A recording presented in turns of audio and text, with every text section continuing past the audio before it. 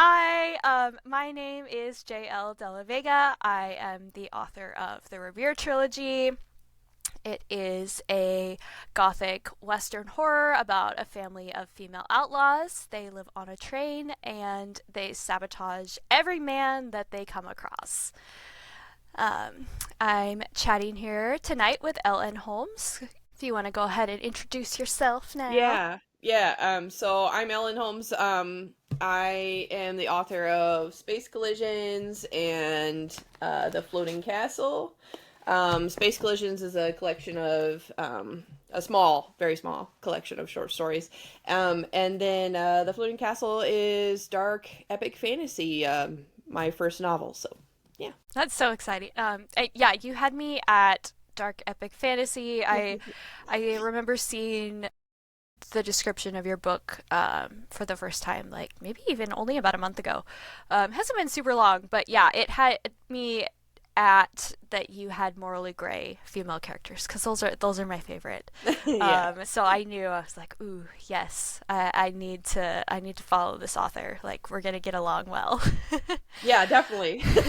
Yeah, I'm really excited to read your books too, because when I started reading through the description for them, I was just like, oh, yeah, I could definitely get behind this. hmm It feels very up my alley.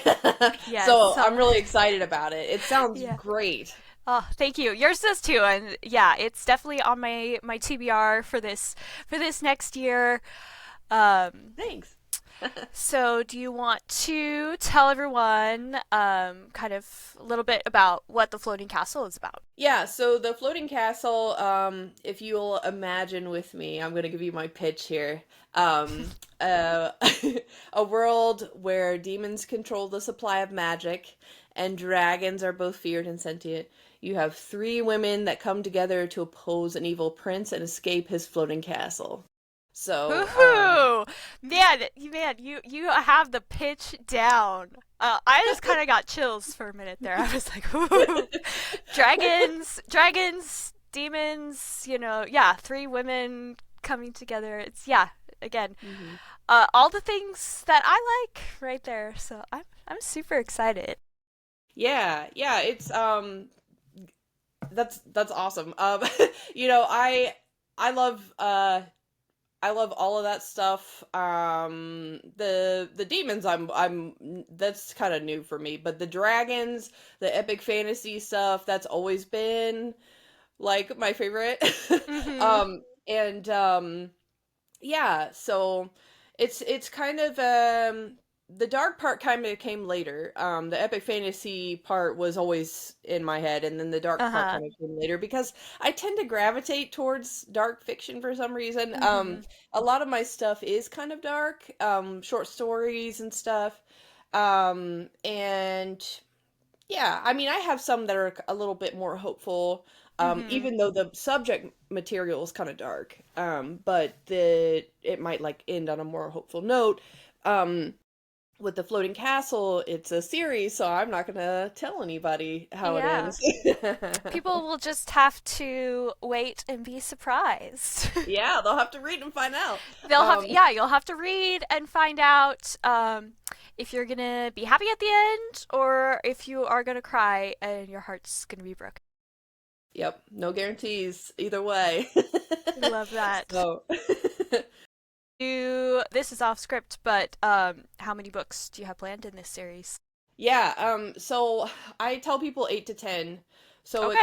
it kind of So depends. epic fantasy. Epic fantasy. Yes. Yeah. Love it. So I'm trying to be up there with the with Sanderson and all those Right? Those all people. the heavy hitters. Yeah. Yeah. Yeah. I support this. And yeah, fantasy has always been one of my faves too. Yeah. And yeah, we can always use more fantasy, especially dark fantasy, because I, like you, also gravitate towards the darker things. And I think historically, like, people always have. If you're looking at, the non Disney versions of fairy tales, they are all very, very dark. Very dark. Yeah. Um, and I think that speaks to us on a deep level because fiction is a safe way for us to explore emotions and situations and things in relative safety. We get to examine those dark parts of ourselves without, actually being physically involved or committing any crimes or, Right. anything Right. like that. Right. Yeah, I couldn't agree more. I mean, absolutely. I think that's why it's such a draw for me is because like you can get really kind of deep with some of this stuff Hmm. and think about, what trauma does to us and what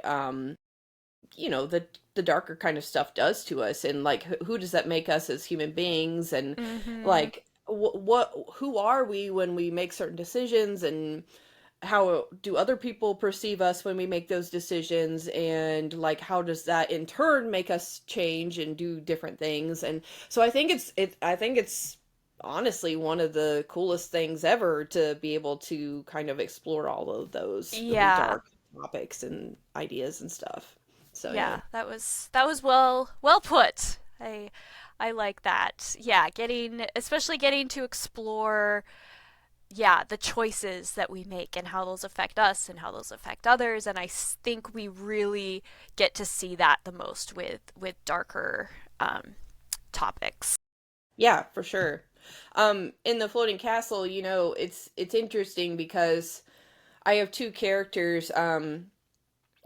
Like I said, it is dark, so I have two characters that have suffered some kind of abuse, right? And Mhm. so, and it's more about. I tend to not do like, uh, or at least never really on page, any like sexual abuse. I kind of shy away from that, Mhm. but like violence is pretty heavy in my book. Mhm. Otherwise, so there is some characters who suffer some kind of abuse through parents actually, and so the Mhm. parents, um, well, the characters I should say, they choose to go two separate ways. Mhm. So they're kind of foils to each other. Okay. And so you have one that decides to kind of embrace that kind of violence and that kind of anger and that,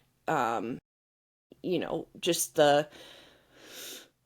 well, you're going to be like this to me and I will reciprocate, right? And then you Mhm. have, so he's like continues the cycle. And then I have another character who is abused and she just tries to get away and tries to like start a new life and Mhm.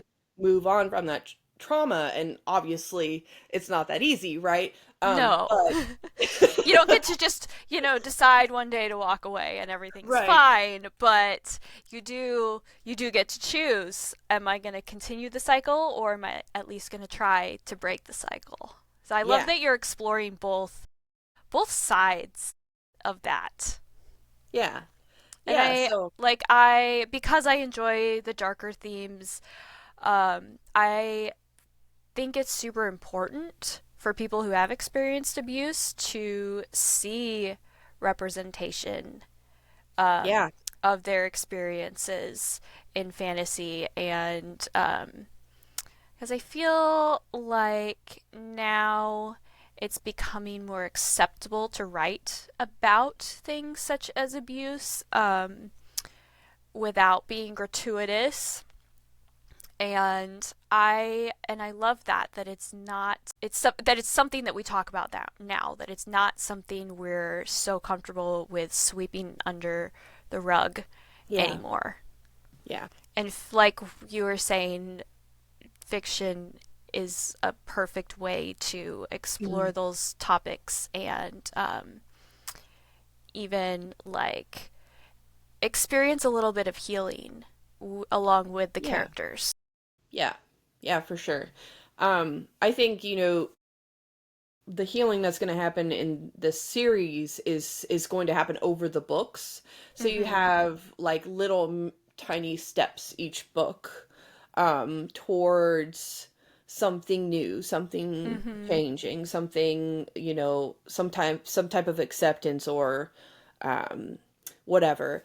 And then you have the foil character that I was talking about that's kind of Mm-hmm. like more and more and more into that kind of cycle of abuse and how that, Spiraling downward and yeah. kind of breaking apart more and more. And I love that you're not going to rush it too, because healing is not linear, for every one step forward, sometimes you take 3 or 4 steps backwards. And so it's really cool that you're going to have the space of 8 to 10 books to really get into that and see it happening at a realistic pace, and readers will not be cheated out of the experience this way. Yeah, I hope so. I hope that and I work very closely with a friend of mine on these chapters, and we talk about if the characters are making sense in each chapter, and like, Mm-hmm.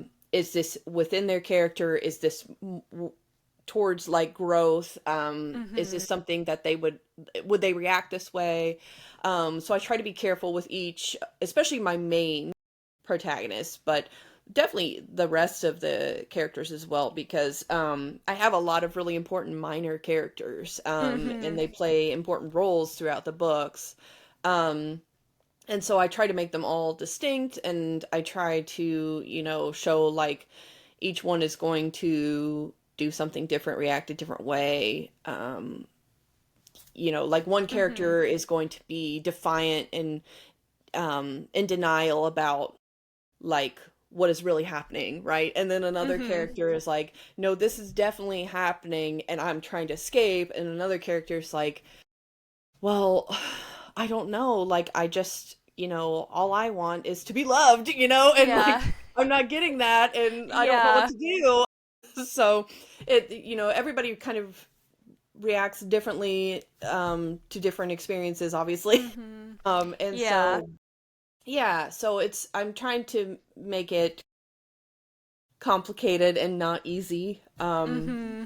and make these characters feel like real people. Yeah, you're making it very realistic, and I love that. I think that is one of the things that I have always loved about fantasy. Yeah. Is that, yeah, the attention to detail. And I love that you have, a buddy that you can, go brainstorm with, and, to kind of bounce ideas off of and help you further develop those characters. And readers are definitely going to see that when they read your book. That this will make the world and the story feel more real, because we're encountering random side characters in our life. We're all the main character of our own life, but so everyone is the main character of their own life. So these side characters are the main character of their own story, even if it's Yeah. not the story being told at Yeah. the minute. You can always tell when an author has put thought and little personality details into side characters. Yeah. And I always end up loving a side character, oftentimes more than the main characters. Yeah. Yeah. I'm with you. I'm Oh. the same way. Like I fall hard for a lot of the minor characters. I'm just like, you're Mm-hmm. so interesting. Like I You're want so to know interesting. more Like, I want about to your know more about story. you. And that's what makes them Yeah. great, because you're getting just enough to want more, but you're not satisfied. And that makes Hmm. you I think, long for them a little bit, and that's Yeah. what makes them appealing, and that you get to kind of fill in some of the details about them yourself, because there is less backstory, and that's always fun to me to kind of imagine, like, oh, well, what were they doing before this, or what did they go off to do after this, Hmm. or what are they doing in between, when they're not on the page, what are they off doing? Yeah. Yeah, I think the trick is, for me, the trick is trying to portray those like subtleties, when you can't see through their eyes, right? So, Mm-hmm. in like, for example, in the scene that I'm writing in the second book, um, you know, the character is like acting weird, but the other characters are distracted. So I have to kind of show that she's acting weird, Mm-hmm. um, while also like keeping their attention away from it. They're just kind of, it's like Yeah. passing details. So I have to clue the reader in Like while also something's not like, right. yeah, yeah. So it's pretty tricky, but Mhm. um, I mean, I have a lot of writer friends who help me out. So That's it'll be like, awesome. We it's not always working always yet. need those writer friends. We need the writer friends and then we need the non-writer friends. Like I love my reader friends because they kind of have a different brain about it. Um but writer friends understand the process. Yeah. And yeah, how hard it is and just the little things about it. So what inspired the floating castle? Oh, well, more than one thing, but you know, when I read fantasy, um, and I read a lot of fantasy, uh, Mm-hmm. it's kind of, in a sense, split into two main camps right now. You've got kind of like your romantasy, which is taken off, Mm-hmm. and then you've got like epic fantasy, and a lot of times it's through the eyes of a man. I was gonna say that's the boys' club. Yeah. And Mm-hmm. so I'm trying to break into the boys club, not because I Yes. want to be a boy or to like whatever, but I love epic fantasy and I want to Yes. write it. And And there are so, lots of women that love epic fantasy, but yeah, don't necessarily love romantasy. I know that exactly. there are other people out there like me. And I love that romantasy has gotten people reading. People who have not been readers in the past read now because of romantasy, and that is great. But it is not for me. And also I have noticed as it's taken off, everything is starting to get kind of lumped into romantasy. If it has the word fantasy in it, people kind of automatically assume that it's Yes. romantasy, especially if you are um, a female author. I Yeah. have noticed that happening Yeah. a lot too. People just kind of automatically assume that I'm writing romance in some capacity. No shade on fellow women authors who write romance. A lot of my Right. really good author friends write romance, and they are absolutely amazing writers. Yeah, And definitely. so that doesn't mean anything about this your skill or the quality of your book, but a lot of people I've noticed have this idea that Yeah. romance is somehow subpar or just for girls, Right. and again, that's, offensive because it's assuming that something for girls is less than. Yeah. Um, There's so many problems with that, right? so many problems with that. I guess my uh, issue with it is that fantasy is so diverse, and so to assume any one characteristic about it, it just you're just pigeonholing a genre that is so wide, and it's just very inaccurate. hmm Yeah, and that's why I feel like, there are other like epic fantasies out there that are doing what I'm trying to do. I just Mm-hmm. need to find them. You Yeah, we know, just need and to find them. Where are they? We need right? to And find each other. right.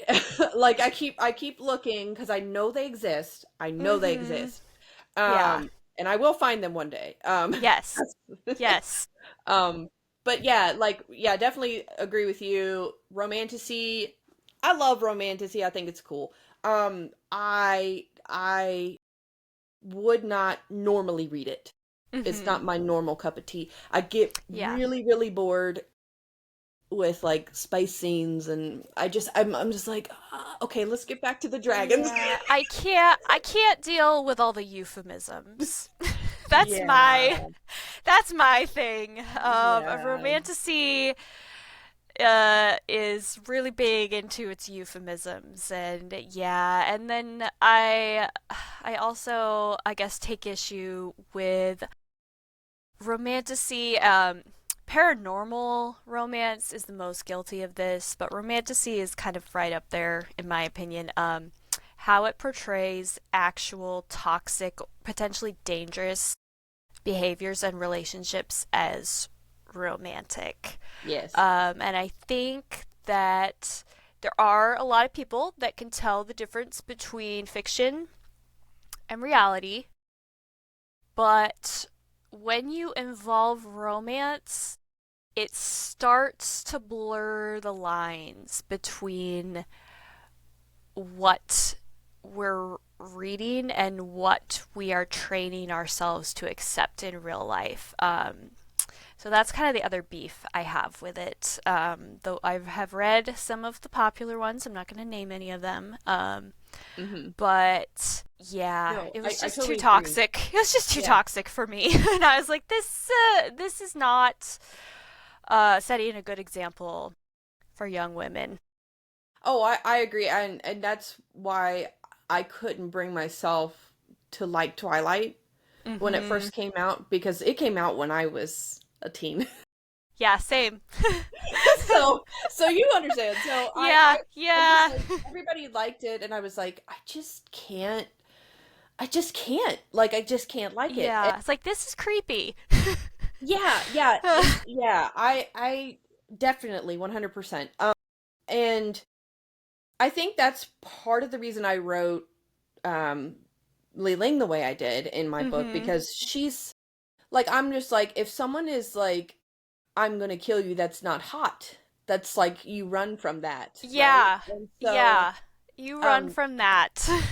because there's all these like romanticities now where it's like, they're assassins trying to kill each other and then they realize Mm-hmm. they love each other. And I'm like, okay, cool, love overcoming hate. That's cool. But also like I would not fall in love with someone that's trying to stab me. No, actively trying to kill me. It's not going to Yeah, or even happen. someone that is like fighting like really intense like temptation to like want to kill you, like in Edward's case. I'm just like, what if your self-control is just really low one day and you snap? Like Yeah. I just can't put myself in that Mm-mm. position. Mm-mm. And Nope. so yeah, like problematic traits being portrayed as yeah, romance or hot or desirable. That's when I think it becomes a little dangerous and toxic. But on the flip side, like we talked about earlier, I love dark things. And so I love when books do get into toxic relationships, but they are portraying them as such. So Yes. they're not Yeah. trying to sell you on the idea that this is okay. Oh, he's mean to you because he really likes you.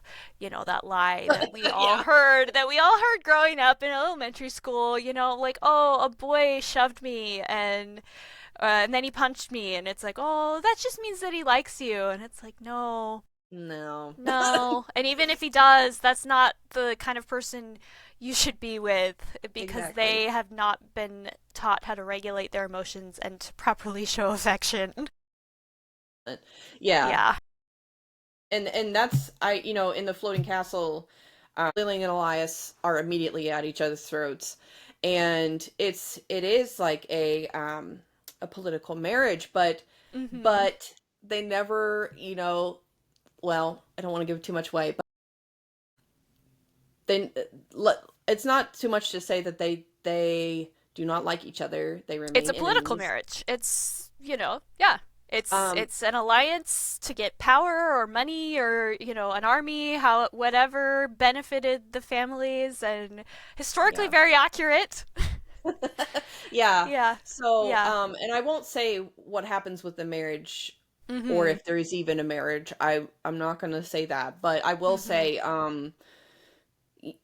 yeah, I think that was partly a reaction was to some of this romanticy is how much I hated the kind of like this toxic relationship being And portrayed like as the romance. the forced proximity and, Hmm. stuff or like the arranged marriage trope. And I'm sure at some point in human history there have been toxic arranged marriages that they, worked on themselves and overcame that.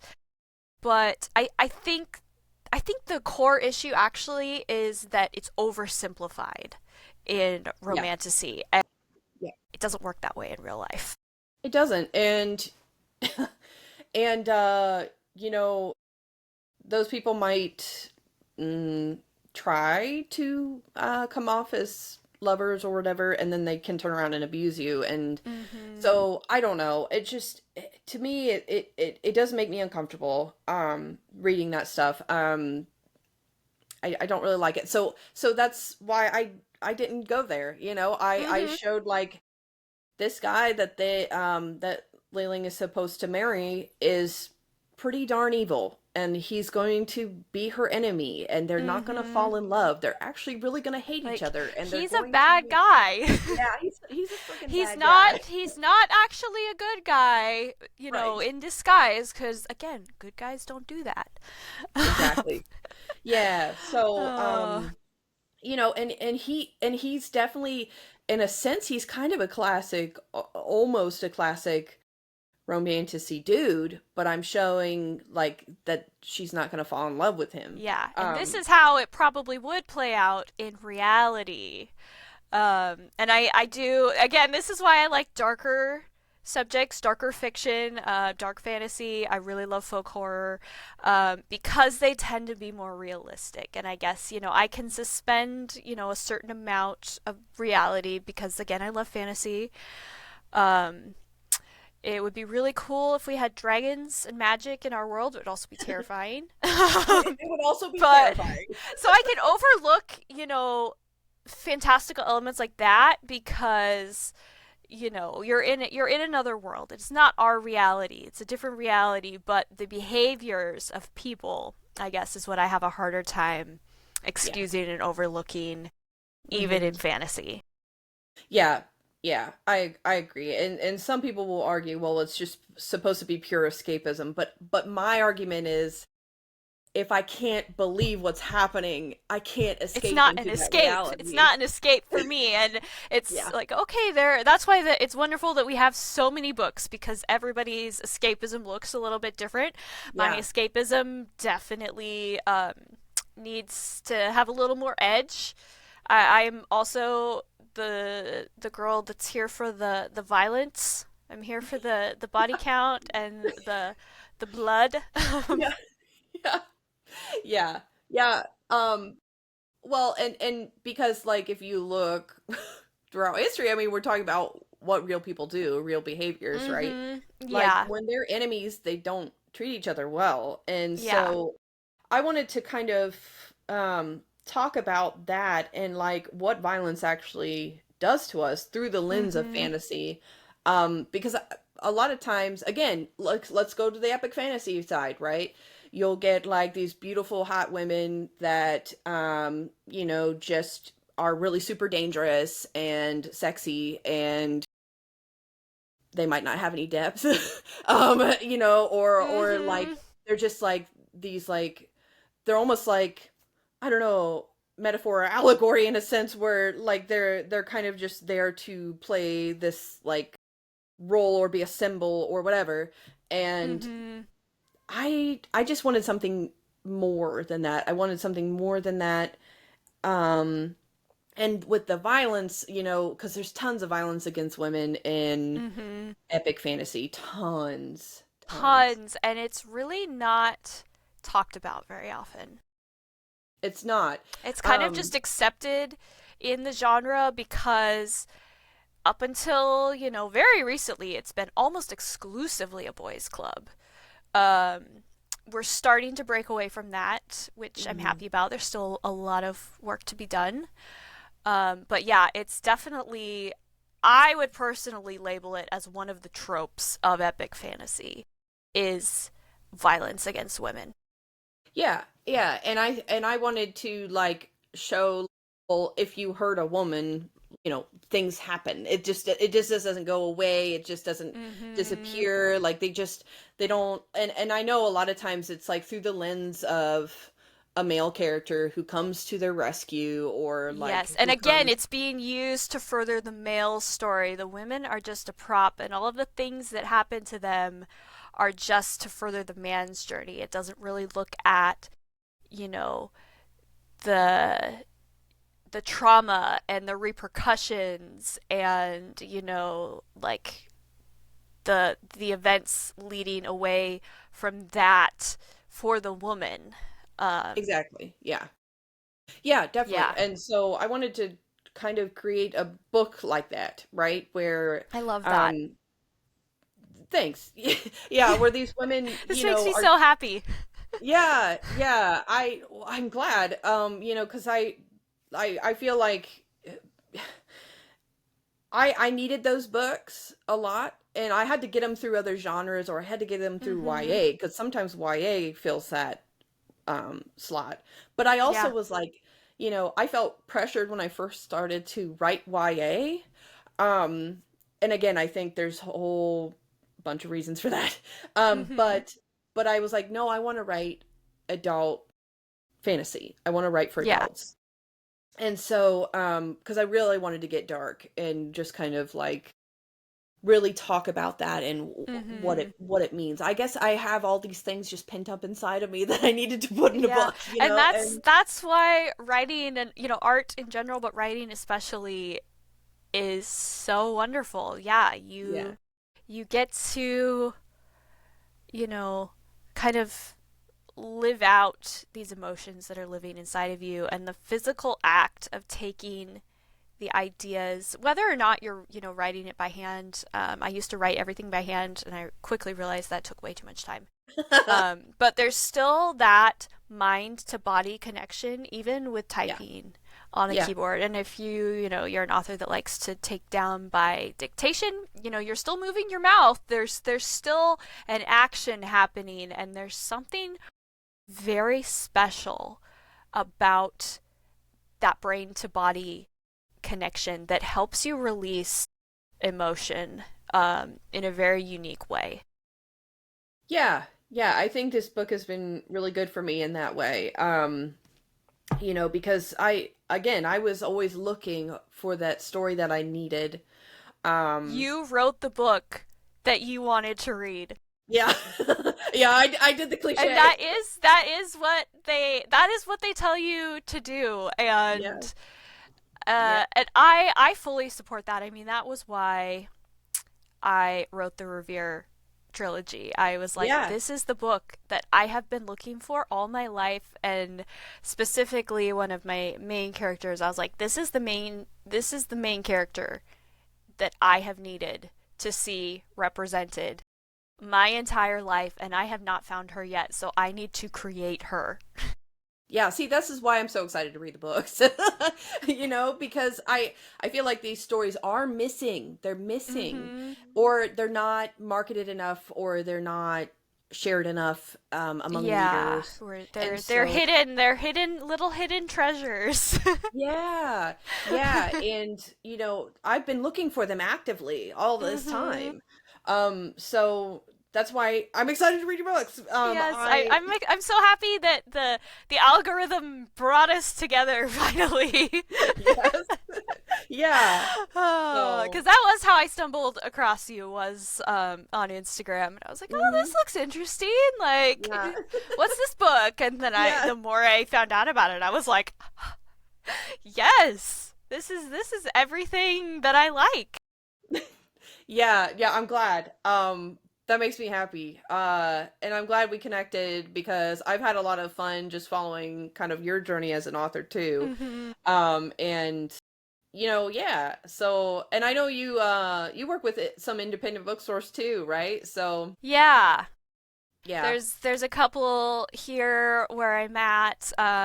I kind of have a little list going of the Yeah. next ones I'm gonna reach out to and try to network with. And I love that the indie bookstores are so supportive of us indie So authors. supportive. Mm-hmm.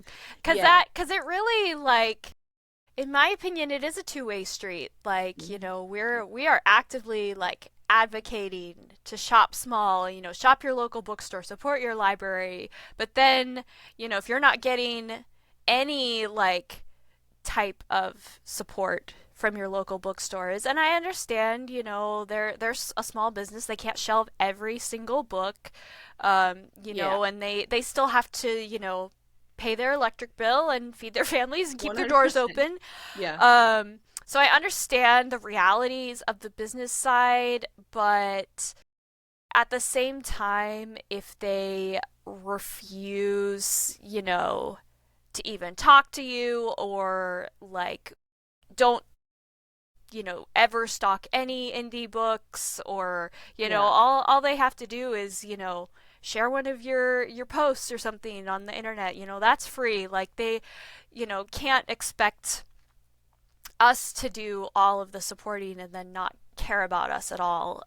So I have been very grateful that the bookstores, for the most part, that I have approached have been so supportive Yeah, of that's great. a little unknown author.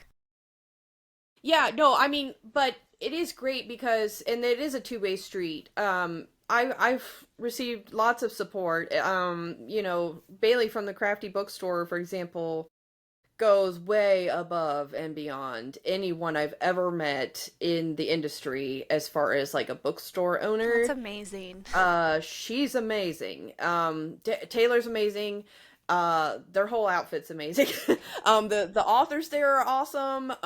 So I definitely recommend people check out the Crafty Bookstore. Um, Bailey, and Taylor, they try to give us the best possible cut, which is higher than normal. Mm-hmm. And try to find ways to support us through advertising and all Mm-hmm. kinds of things. So, I mean, they're just Yeah. going way above and beyond. They're Um, setting that bar where it should be, I feel like. Super high, So super high. good on them. Yeah. Yeah, they're amazing. And then, I work with three other independent bookstores as well, and they're really cool for their own reasons. Mm-hmm. First of all, because they accept indie authors in the first Yeah, place. because not all of them do. Yeah. There are some that I've come across that want you to give them free books to sell in their store just for I guess the privilege of having your book on a shelf, and if you choose to do Uh, that, that's your business. But yeah. I kind of think that's gross. Like I'm Yeah. like we can do consignment, but I expect some cut of the profits. Absolutely. Otherwise, you can just say no.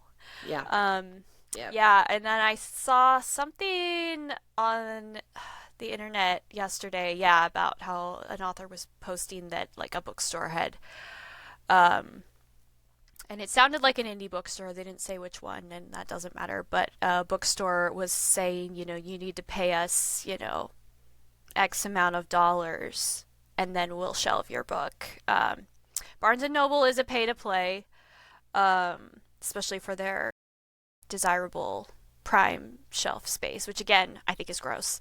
But I didn't know that. they're Because I haven't even tried Barnes and Noble. they are a pay to play. Oh wow, that's Um, interesting. so the end caps, and this may vary store to store, but this is what I've heard about their overall business model. So the end caps, those like big table displays, Hmm. those are paid spots. It makes sense because you Um, run right into them when you walk in. yep, yep. And so it's all the big players, that end up on those spots. And those books would probably already sell without Yeah. any additional assistance. But Yep. so Barnes and Noble is very much a pay to play, which I don't love. But again, it's a big corporation, so what do you expect? Yeah. But yeah, when I heard that there are some smaller bookstores out there that are like that too, I'm just like, something about that just Yeah. feels predatory to me, Yeah. taking advantage of indie authors and small authors that just all you want to do is get your book out there. Right. Yeah. I have run into that with one bookstore. Sorry about to sneeze. Mm. Bless you. Sorry, allergies. Oh my gosh. I have the worst allergies. I'm sorry. Yeah, no, it's all good. Mine are bad. I'm Uh, yeah. Right permanently now. congested. Oh, yeah. You get it. No. I ran into that with one bookstore, and I forgave them a little bit because they were new and they were Mhm. learning a lot, and I their understanding and grasp of the business in general was. And maybe it was the only way they could, keep their doors open was to make a little extra money, but it sucks that they thought they had to make it off you. Yeah, yeah. Like I declined. I was like Yeah. because the fee was like it was like I can't make that back because at the time I was just selling this little guy and I Mm-hmm. and I sell him, you know, under six Mm. dollars and under. So, um, which I think is pretty high, but printing costs are so high, it's hard to Yeah. balance. Yeah. But I would sell it for much cheaper if I could. But I was like, I can't make that back. Um, Yeah. That would be you so taking a loss. yeah, Um, you and I was know, like, that's not worth it to me. yeah, Because you can I've get been, advertising and exposure some other way. yeah, exactly. Everybody wants to give you advertising and exposure, and I'm just like over that. I want to be paid for Yeah. my art, Yeah. and Yeah. Like I worked hard on this. I deserve something for it. yeah. Yeah. Yeah, Yeah. well, yeah, and but also like artists are always exploited. Like Mhm. all throughout history they've been exploited and you are creating something, and obviously different people will enjoy different things, right? But you are creating something for other people to enjoy and you need to get something back for that. You can't just give Yeah. without any reciprocation. Yeah. So and praise only goes so far. Praise does not pay your bills. Praise does Praise not pay your bills. praise doesn't pay printing costs or advertising costs or any of that Yeah. stuff. It doesn't So pay your bills, so you're having to, work a job, multiple jobs, and then come home and, do your art, in your off times, if you have a family, then you've got to balance that. Like, yeah, I think, people who are authors especially like get it. Artists in general, they get it, but I've come across a lot of people who don't realize how much time it takes to write a book. so much time. I'm like, this is my second job, um, and it's potentially a full time thing, but I just have to do it in like smaller chunks of Yeah. time. Yeah, 100%. Cause Yeah, and then if you want to publish, then you're also, you're doing marketing, you're networking, you're doing all of these other things that are actually real world jobs. But you're doing them all. On top of that, then trying to also write your next book and not go insane. yeah, exactly. Yeah, I just got yelled at by my doctor because he's like, "You need to sleep. You're not sleeping enough and you need to go to sleep." He's like, "If you Sleep, want to sleep is live good. long enough Yeah, yeah. to publish more books, you need to go to sleep." You And need to he's go to right. sleep. Yeah. So, I think that, but yeah, that's why I haven't seen a doctor in a while because I'm afraid of what they will tell me. right? I mean, uh, it sucks. It's like there's only so many oh, hours in a day. I always it's complain true. about how little hours there Yeah, are and in a then, day. are you sleeping? Are you, eating healthy? Are you working out? Or are you, doing Right. other self-care things? For my day job, I work in a self-care industry. And, I give people all this well-meant advice. Uh-huh. Yeah. And in my mind, I'm like, I should be taking my own advice. Right. I I need to be I stretching know. more. Yeah. Well, and it's hard to as an author and in a sense you're an artist with Mhm. words, right? Because I'm sure you're similar in some ways to this, but I get so focused on the project, I forget to drink water, to get up, to stretch, to do a lot of things. Mhm. And because I'm so focused on the project and like, getting it right and I can get in trouble that way, honestly. Yeah. And I'm sure other artists, a lot of other artists and other authors deal with that problem. Yeah, I hear that a lot. That does not happen to me very often. It has, but um no matter how much I love writing and love a project, I get very antsy if I'm doing any one thing for too long. Oh, So gotcha. I Yeah. very rarely like lose myself Mm-hmm. in it. Um but I hear that from other people. And it's like, yeah, I forgot to eat lunch, and then I realized it was like Yeah. 7 o'clock, and I'd been writing all day, and I'm like, man, I kind of wish I had that problem. Like, I wish I could do that much, but I'm like, I can only like work for like bursts of, you know, maybe half an hour at a time, and then I have to like get up and do something. Yeah. Well, I think that's healthier. I don't recommend I don't Yeah, recommend doing it what I might be. do. Like, and it Um, all, it all gets done eventually, but I guess I am not a fast author, and this is why, like, one of my, I guess, main messages that I try to put out there on my as part of my brand is that everybody's journey looks different. Your speed is your speed. There's not a right speed.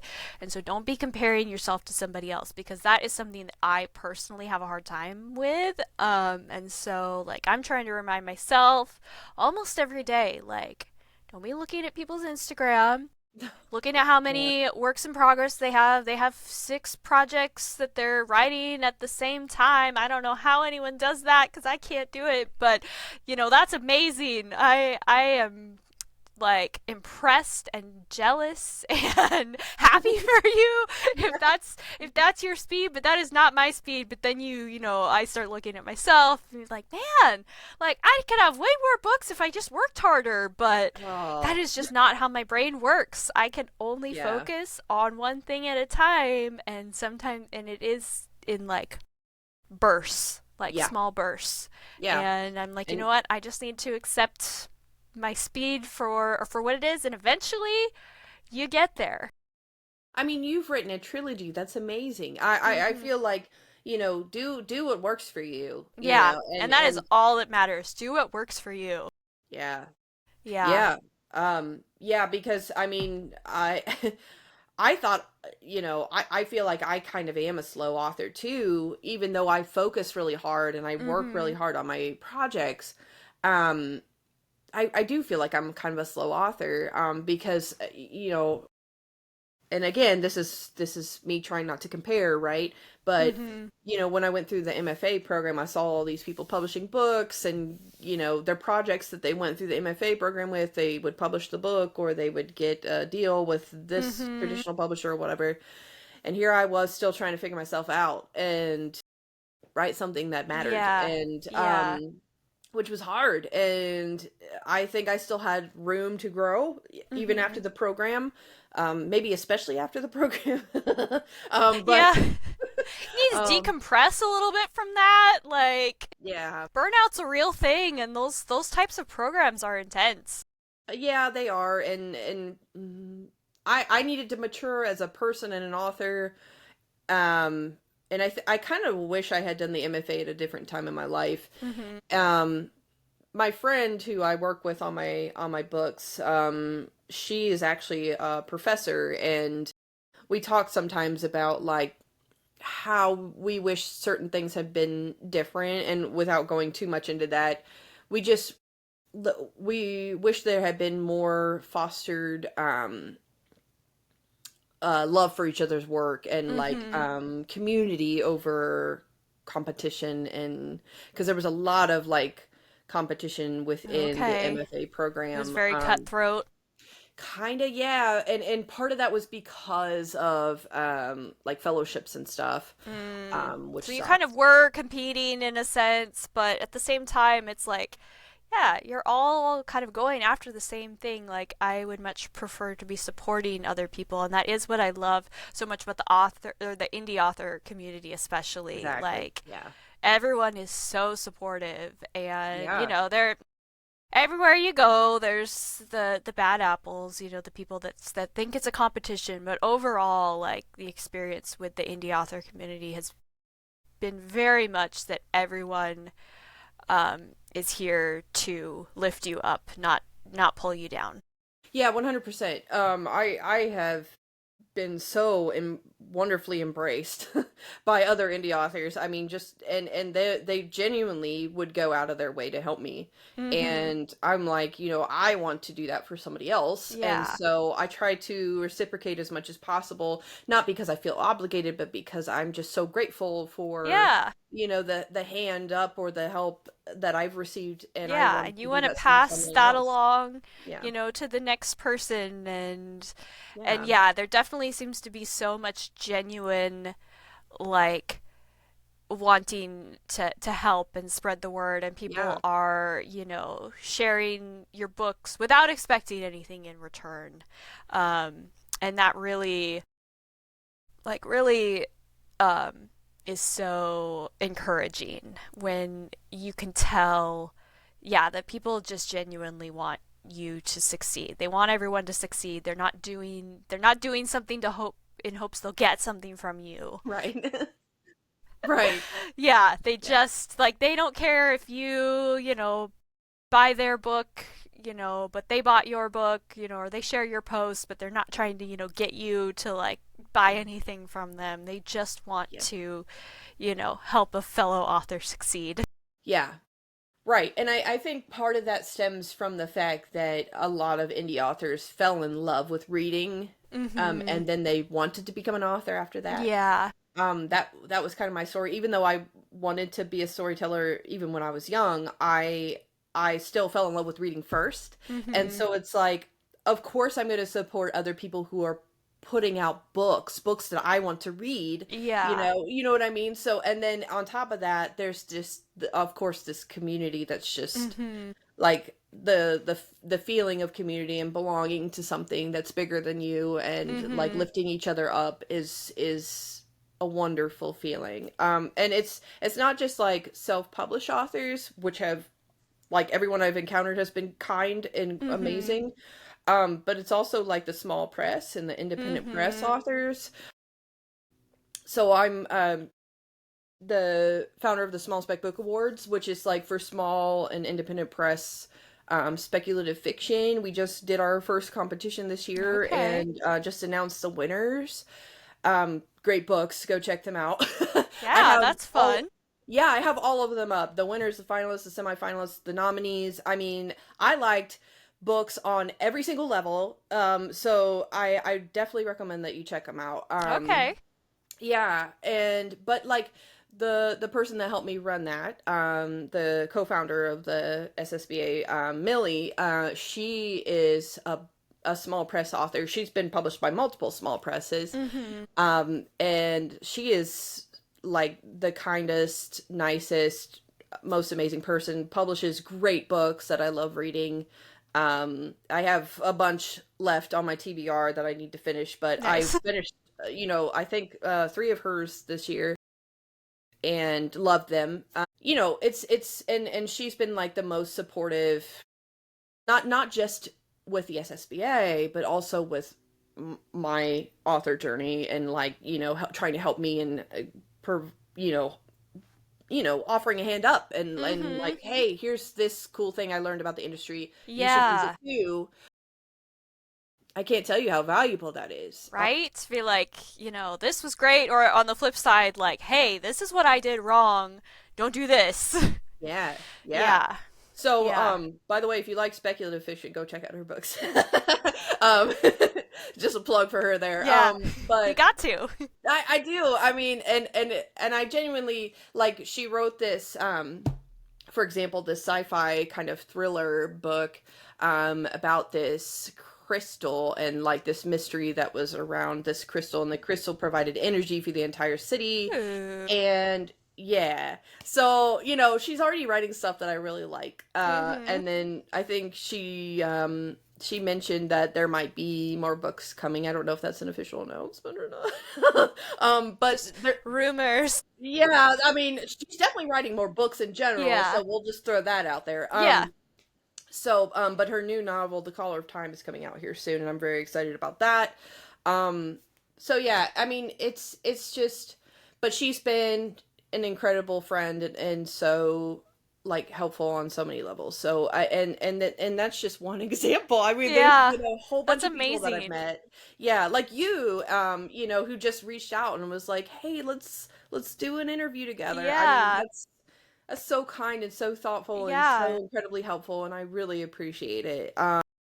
So yeah, and and it's fun because then I can turn around and shout about all the books from my friends and Yes, just how no, and much I it's love like it them. just So snowballs and yeah, it keeps going and that is, how we make it. Like, just word of mouth and supporting each other and yeah, I firmly believe in just helping other authors out, regardless of whether it does anything for me. Like, I don't want that to be my goal, like be like, oh well, I did this favor for so and so, now they owe me a favor. And like I right. am not that person, and I hope to never be a person like that. I was like, I just genuinely, like, yeah, like you said, just have always loved reading. I love books. I yeah have wanted, this is my lifelong dream to be an author. Yeah, Like, there was a little girl in her room writing mystery stories, I love it. um, and if only that little girl could see me now. Yeah, yeah. I know. Yeah. That's it's so funny that you said that because that's kind of how I started out. I was obsessed with like Sherlock Holmes. It has nothing to do with my last name. Okay, maybe it does. Yeah, Just but a little bit. just a little bit. But yeah, I thought Sherlock Holmes was so cool and I wanted to write stories like that. And so like mystery was my first kind of love. Yeah. I was big into Nancy Drew and the Hardy Oh, Boys Nancy and Drew. Yes. She was my girl. We yeah. would go to the local library Hmm. once a week and we'd get our books. And we lived in a small town, and so they had to, and this was back in the 90s. So Yeah. they had a Yeah. 90s early 2000s, they Yeah. had, like a very, small selection. And so we would go and like look through them and hope there was ones that we hadn't read yet, Yeah. because they would cycle the books through the other libraries in the Yeah. district, so sometimes there'd be one we hadn't seen before. Yeah. But I Which is remember, always an yeah, going awesome to the surprise. library, checking out your daily limit in books. Mhm. And Yeah. Yeah, and that's why I wanted to go like with wider distribution because hmm I knew that if I like went through Ingram Spark and through like drafted digital for ebooks and stuff, I could get into libraries whereas hmm Amazon is like no. like Um just us. yeah, Yeah. Amazon doesn't know I exist, doesn't care. Yeah. Their algorithms are horrible. Yeah, I just hear, and like the print quality too, for like the author Horrible. friends that I have that are self-published and have, ordered books through Amazon. Like, they just come, like, the coloring is weird, it varies, title to title, the books always come smashed. Like, there's just have been a lot of issues, and yeah, Amazon does not care. Does not care. And Ingram Spark is somewhat better. I've heard nightmarish things hmm about that I mean, too. weird things can still happen in the mail and books will get squished, but Right. But yeah, yeah, Amazon's notoriously bad. yeah. So, now it's kind of cool because my friend Saffron, who runs Indiosyncrasy, she is trying to provide like an indie alternative to the big Ooh, printers. So she's that would doing be cool. right. She's doing one already with Matt Falcon, who wrote Tethered by Darkness, hmm or Tethered to Darkness. I always get it wrong. I think it's Tethered by Darkness. Anyway, sorry, Matt. He's gonna laugh at this when he sees this. But anyway, no, but she's printing his books, and it's looking so Okay. cool so far. Okay. And so she's like, well, I could provide an indie alternative, put more love and care into the books, Yeah. help you a little bit with the marketing, and then maybe make some money on the side because Yeah. she has been doing so much for indie authors for free. And she's like, I hmm do need to like pr- get And some that's income somehow. fair. Like, Yeah. yeah, again, like Mhm. we were talking about earlier, Yeah. working for free does not pay the bills. So, like, no Right. one should be expected to work for free. Right. And she this is like an optional type of service that she's just kind of like, hey, it's there. Mm-hmm. But I'm still gonna do all this free stuff for all these Yeah. people. But yeah, And no if you want, obligation. printing Yeah. done, I think it's a great option. And if, you're Yeah. someone that I guess isn't interested in like the distribution options that Ingram Spark has, and you want to be your own distributor and you want to support an indie business, I think that that is a great option. Yeah. Yeah. So it kind of just depends on what you want to do. And then I think she's gonna offer like, in the future once she's kind of figured this out a little bit more because she's kind of venturing into it right now. And right now she's starting with paperbacks, which look great Mm-hmm. so far. But I think she's going to eventually open up to hardcovers. She's eventually going to figure out Okay. straight edges, and so Yeah. it would be like, maybe you do like a special edition or something type of. I'm just thinking for myself Yeah, or you want selfishly to at the do, end of yeah, the you want to do a special edition. It's a limited print run. You want to day. do a special edition for like a book box. Yeah, yeah, Then you're, supporting a small business and, also supporting a small business with the book box. And right. yeah, I love Yeah, that. so it's kind of neat. I mean, she's always coming up with these amazing ideas. If you don't know what idiosyncrasy is, I would definitely recommend checking it out. It's just Okay. I know she's kind of revamping the website right now, but she has the Booked podcast, which is features indie authors like every Wednesday, and I think she's expanding it again, so it's Okay. going to be That like sounds that sounds familiar.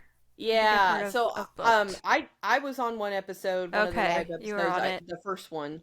But there have been a lot of amazing authors on there. And you can obviously watch the replays. It's not just Mm-hmm. lives, but yeah, just great authors on there. People that I've just like, "Oh, I need that book." And bought it while I Yeah. was listening to the live. Yeah. So, And that um is really um like a great way to like find new readers and stuff is through those direct sales. So mhm. I'm hoping with this interview that you'll get a couple get That some would people be to great. add the floating castle to your TBR. Yeah. Let's see how are we doing on time for you? If we want to do a couple more questions or do you want to like wrap it up? Oh, I can do a couple more questions. That's Okay. fine. Cool. Um, let's see. Oh, yeah. So, um, what draws you to write about morally gray women? I know we Yeah, talked about, kind of about what draws you to write, about the darker subjects and your goals with breaking into the boys' club of epic fantasy, but the women specifically. yeah, yeah.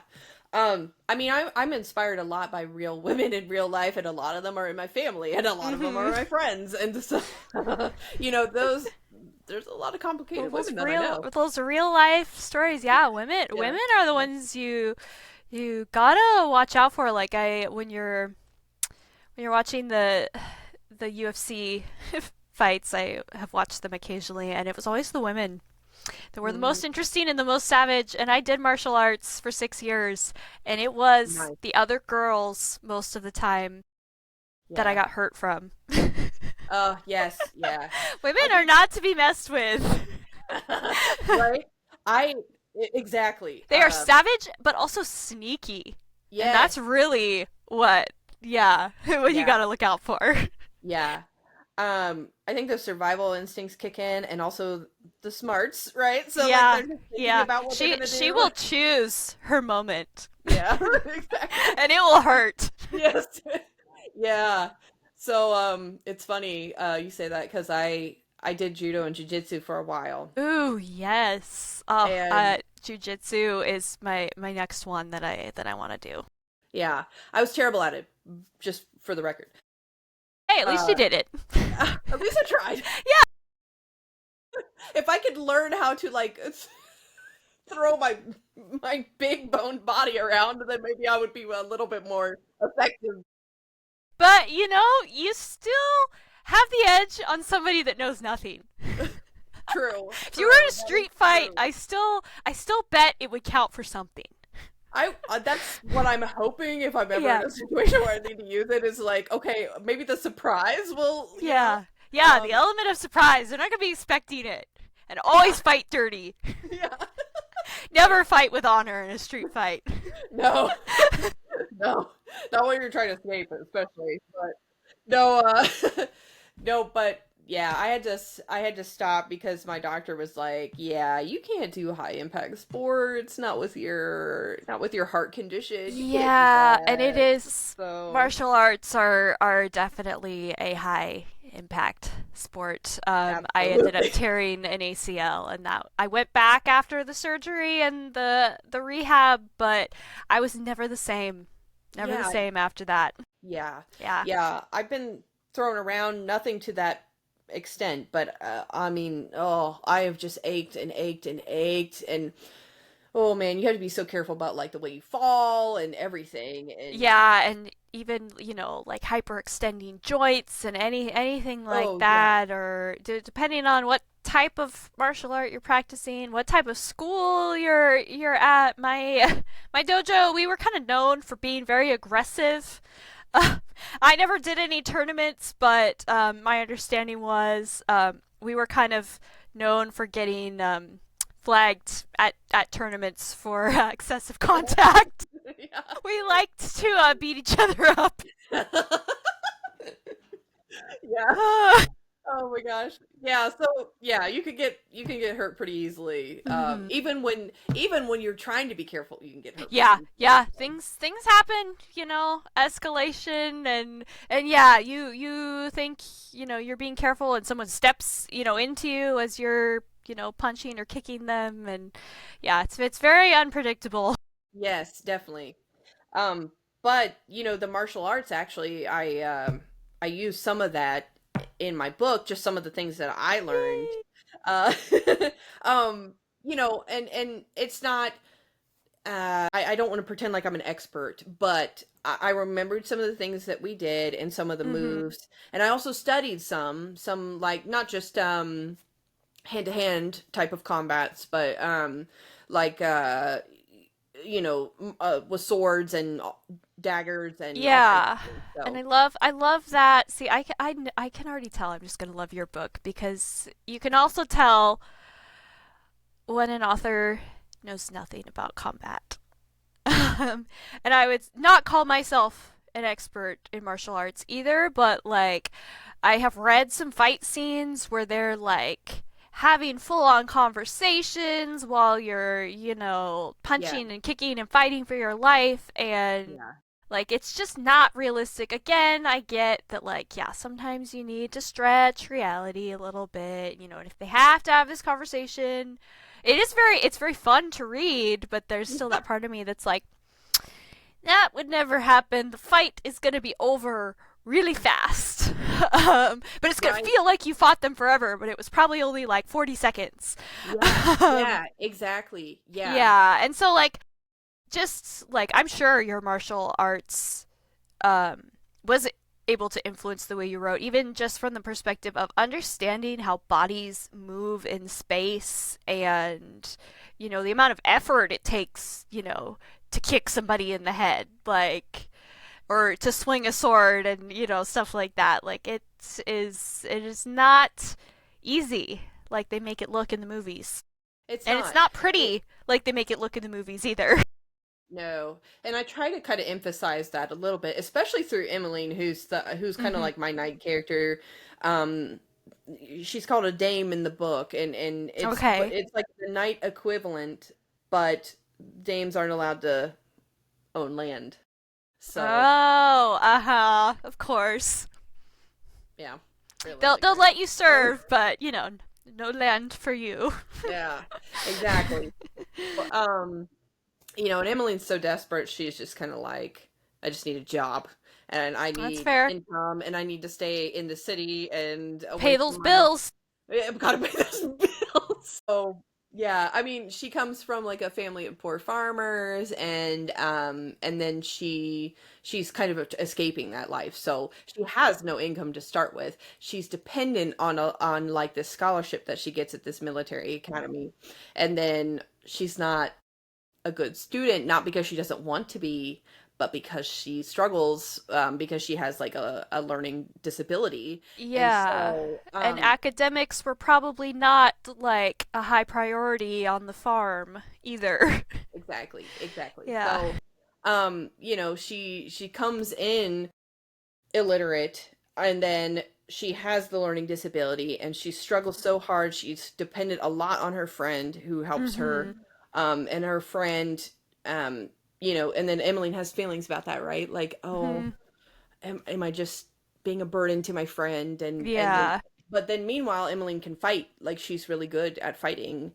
Don't get me wrong, she's gonna get beat up too. Like, Mhm. she's gonna Which get knocked again is out. very realistic cuz like you see, in books, especially in movies, but I've seen it in books too where yeah, it's like, well, they're the main character, like they're a super good fighter. They never get hurt. They never get hit. And I'm like, "No, you'll get hit. Yeah, It doesn't a matter lot. how good you are. You're going Yeah, to get hit."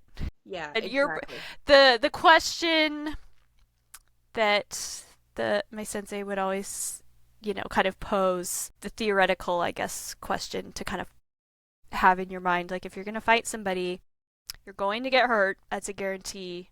The question is how bad. Like, how bad are you going to get hurt? And that's where your skill set kind of steps in. Yeah.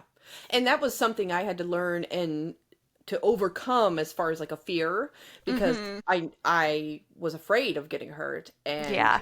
but I also wanted to learn how to defend myself. So those two Yeah. things were in conflict. And they're in the Yeah. sense they're in conflict in Emmeline as well. Mhm. They're kind of like, she kind of realizes like, oh, even though I'm good at this, like I'm gonna get hurt and I'm I'm gonna gonna get hurt hurt. I could people. I could die, someone I could be could better than die. me. I could have an off day. You can't see everything happening in the heat of battle. Like, Yeah. no matter how good you are, you're still human. Exactly. And she's always wanted like armor, and to have like this really pristine, beautiful armor.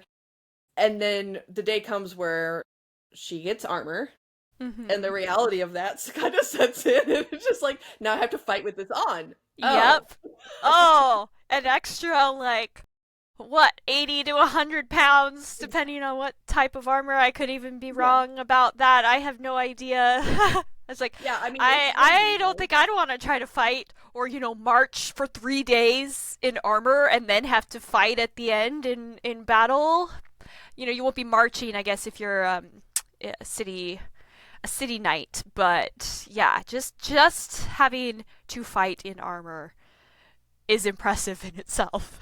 Well, exactly. Yeah, I agree. And I think people don't really think about that. Even if you try to make it with lighter metals and stuff, I mean, you have to offset like protection for fatigue, right? And so Mhm. there's that kind of thought process. And then, Like, there's the trade-off, like how thick are we making this, versus how heavy it's going to be. You're going to tire out faster, and then you're going to get sloppy and you're not going to be able to fight as well. yeah. um yeah. Yeah. And, you know, oh, I'm losing my train of thought, but she's trained to fight assassins essentially, because she is ends up being a guard for an important person. I'm trying not to like Okay. spoil the whole book here, but she's a guard for an important person, and so she has to learn who is actually going to attack this person. Well, it's going to be assassins, Mhm. and I am trained to fight people head on who are going to announce that they're coming at me, Yeah. and Are now I have probably to. using a similar weapon, Exactly. wearing, Exactly. armor as well, so you're kind of matched in that aspect. Where an assassin, you're not probably not going to see them coming. Exactly. And so she has to learn a whole nother side to kind of like warfare in a sense. And because she's thinking like she was trained in the academy for like full on battle, and when she's a guard it's different. So yeah, but yeah, Emmeline is like, she I kind of joke that she's kind of like me. She's kind of simple, she's kind of not subtle. She's Mm-hmm. she's very straightforward, and you know what you're gonna Mm-hmm. get with Emily, right? Yeah. And she kind of has all these complicated feelings about all these things.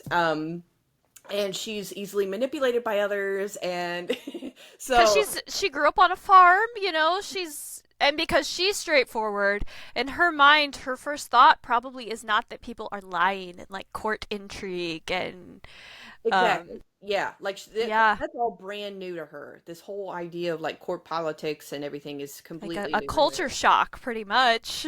Exactly. So Yeah. she's making mistakes and she's doing stuff she's not supposed to. And that, She's like, not oh, these people, they're saying nice things and they're smiling to my face, and then they turn around and stab me in the back, later on. Like, what? Why? right. Right. So she has to learn first that she is a pawn being moved around, and Hmm. what that means for her, and does she like that doing that job still as, Yeah, because this it's not. I love that it's not what she thought it was going to be. Because isn't that so often the case? so often the case. Unfortunately. Oh my gosh, yes. So, uh, and then with the other two, just thinking about morally gray, right? So, mm-hmm. Li is definitely probably my most morally gray character. Ew. um, Mm. and she's the one that's supposed to marry the prince. So she's Okay. the princess coming from the other nation. But her job, the thing that she was tasked with, is to kind of create a bloodless coup. She's going to marry this guy and then Mm-hmm. take over this kingdom, Ooh, right? yes. Um, and I support her in this. and all of it is motive. All of it's wrong, but all of it is Mm-hmm. motivated, like, so by this idea that she has to stay the favorite of the emperor, the favorite daughter of Oh, the okay. emperor. So she's kind of being used as a pawn by both sides then probably. So Yes, I because support her in like taking the kingdom for herself eventually. well, it's funny you say that, because she has to grapple with her own ambition, and she is Mhm. very ambitious, and so that ambition fights the loyalty side of Mhm. her, and then she fails a lot. And so so then she has to fall out of that failure, and then she has to kind of Mhm. figure out how to Like get now out of what? the Now situation. what? I failed. Like, Like are my goals still the same? Are they even achievable? Do I have to kind of reinvent, who I am? And that also very very relatable, realistic. You kind of come to the end of the road and it's like now what? exactly. Yeah.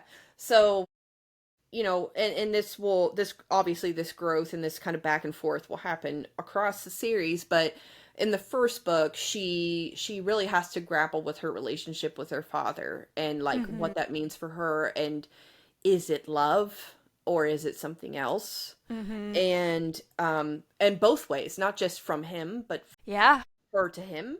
Yeah. What is this relationship between them? What is it actually? Yeah. So, The kind of the almost like, two truths existing at once. Like it could be both. It could be love, but it could also be very toxic. yeah. Yep. Yeah. And so, and obviously the emperor, he wants to, take over this kingdom. He's trying to take over other kingdoms. So he is definitely trying to expand, and she thinks she's in line with that at the beginning of the Mhm. book, and then things happen.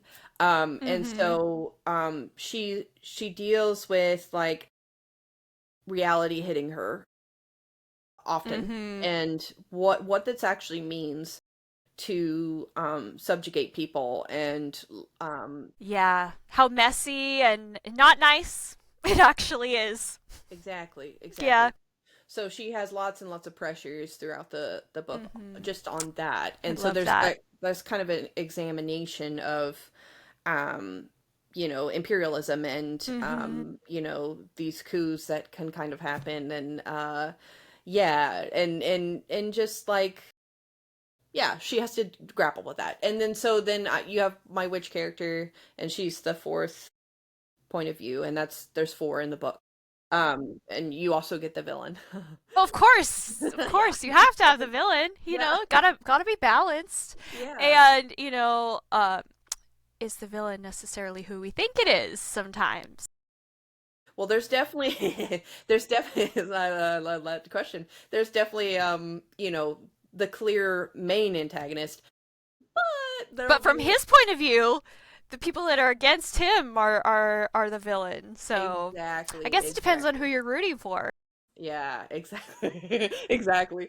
So Which I is why we love our complicated, morally gray characters. Because yeah, you could kind of, depending on who you are as a reader, you yep. might side with one person versus another. Yeah, and I actually find that really fascinating. Mm-hmm. I love getting those reactions from readers and just being like, "This was my favorite character, and here's why." And I'm just like, "Tell me more," because I love that. I love Yeah, like how we all approach these stories differently. yeah. And And what our stands out is different, and what the yeah. takeaway Hmm. is. And I have loved, like, yeah, getting feedback on like some of the little things that I've kind of left kind of vague or open-ended in the Revere trilogy. And there's one character in particular. He um he was very much, yeah, kind of a morally gray area for me. He was definitely a product of his environment, but like a lot of the stuff he did, I personally find gross and don't condone. But at the same time, like, he's not cruel. He is a very kind person, and he's not doing any of these things with like malicious in his heart. He just genuinely doesn't realize like how that would feel um to the main character. um That's interesting. and yeah, like he is just such a product of his environment. He can't see outside of his existence, and that other people are living in different existences, and Yeah. coming from very different backgrounds. And so most readers have, um, he's also very funny and witty. He was so fun to write. Honestly, I loved writing him, but at the same time, I'm like, this guy, you are gross. Yeah. Um, but It could be most both. readers have been like, "Ooh, yeah, he was kind of sleazy. Like he was funny but sleazy." But I have had a couple that were like, "Oh, like I really liked him. Like he was a nice guy." And I'm like, "Was he though? Was he?" Wow. See, that's interesting to me. Mhm. Like and this is why it's important to write complicated characters and not shy away from them, not make them one-dimensional because Mhm. we as human beings need to understand perspective other people's perspectives, and fiction is a Mhm. safe wonderful way to do that, and we can Yeah. discuss those things and we can talk about it and really try to understand Understand it. each No other real better. people are getting hurt. Exactly.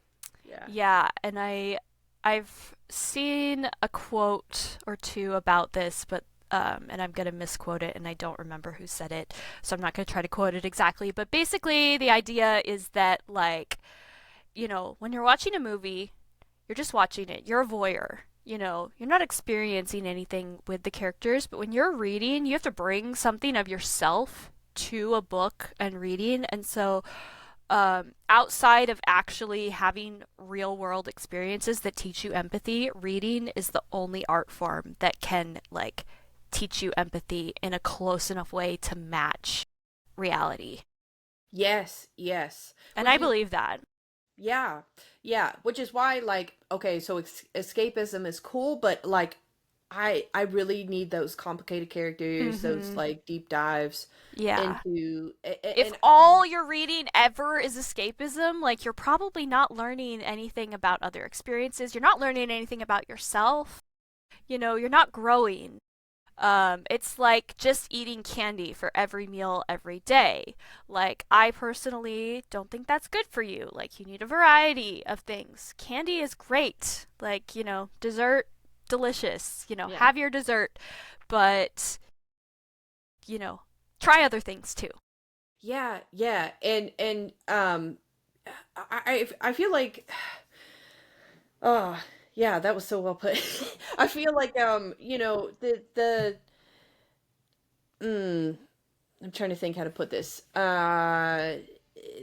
The escapism is good in some sense, because it can let our brains calm down. Mm-hmm. But you should Yeah. read stuff that, you know, uh, challenges you and makes you uncomfortable. Makes Some you of my uncomfortable, favorite, challenges your worldview, and makes yeah, you think. yeah.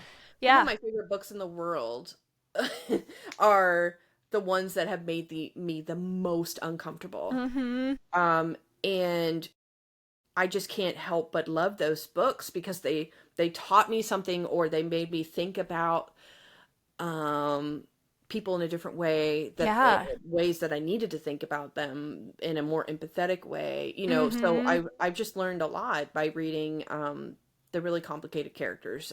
Yeah. And I think that's what's great about morally gray characters because they're doing bad things They sometimes. are doing bad And things. Yeah. yeah. And And but, depending on who's reading, it might, seem less bad. It might seem, more on the side of straight up evil, and the reader might, you know, think certain actions are more bad than others, and then someone else might see it the flip way. It's like, well, they did this one thing and that wasn't too bad, but then they did this other thing and yeah, that was bad.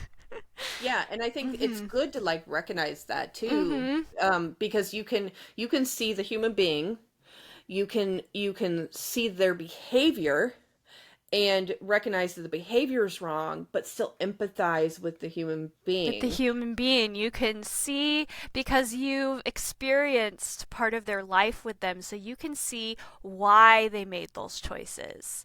Like Yeah, why, like what brought them to this point, what shaped their viewpoint to think that this was okay, or what desperation brought them to this point where, they're just doing what they have to survive or to protect someone else or, serve the greater good, whatnot. Yeah, you're actually getting the human the hmm human aspect of it. And I really like books that get into, how far we'll actually go to survive or how far we'll actually go to protect somebody we love, and it happens fairly quickly and fairly easily. Like yeah, we like to think that we're such good honorable people and like, oh, I would never do that. right, It's like, well, you've never had to choose whether you were going to do exactly. that or, your sister was going to die. Yeah, And I think yeah, your answer might be different in the moment. absolutely, yeah. And when you're faced with like mortal danger too, like Mhm. I A lot of we times it's your primal brain making that decision at that point. Like yeah. your logical brain is not in control anymore. Yeah, yeah, and a lot of times we think, "Oh, well, I would be the hero or I would do this." Mhm. And I'm like, "Okay, let's be real. I'd probably run." Like Yeah. I'd Most probably people run would for my life. run, and no one would fault you for doing that. Yeah, yeah, but Yeah. it's just I don't know. Like the primal stuff is a whole nother thing, but like, when you're really thinking about this bad thing that you want to do, there's something very interesting and layered to that. Mhm. And it's really interesting when the characters don't even realize, like they have no Yeah. self-awareness, but Yeah. they're doing something anyway, and the reader has the awareness The of what's reader has going the awareness and the context, but the character doesn't. And yeah, I love that because nobody is the villain in their own mind. on. Right, right. But yeah, being the reader, we have the privilege of the multiple perspectives. If you have multiple perspectives in your Yeah. book, it sounds like you do. Yeah, and they all kind of look at each other differently, right? Mm-hmm. Which Yeah. is like real life. Yeah. So, but yeah, I could talk about this all day. I just love And I this stuff. love talking about it too. Yeah. It's always so Yeah. fun to get to talk to another author. Yeah, because you Yeah. you get it. Like this is what drives us in a sense is That creating genuine love of like books and characters, and Yeah, yeah, people are yeah, so interesting. yeah. They are, and they don't always do the logical thing that No. you think that they're going to do. Um, and that is so interesting when you put it in fiction. Hmm. Um, Yeah, it really is. And yeah, like with fiction, it has to be a little bit more succinct and organized than the real life, but you still get those moments when the characters surprise you, and that is my absolute favorite where it's like, "Oh, I thought this scene was going in one direction, but I guess we're going over here now," or I had no idea what was going to happen, and yeah, this is what came out.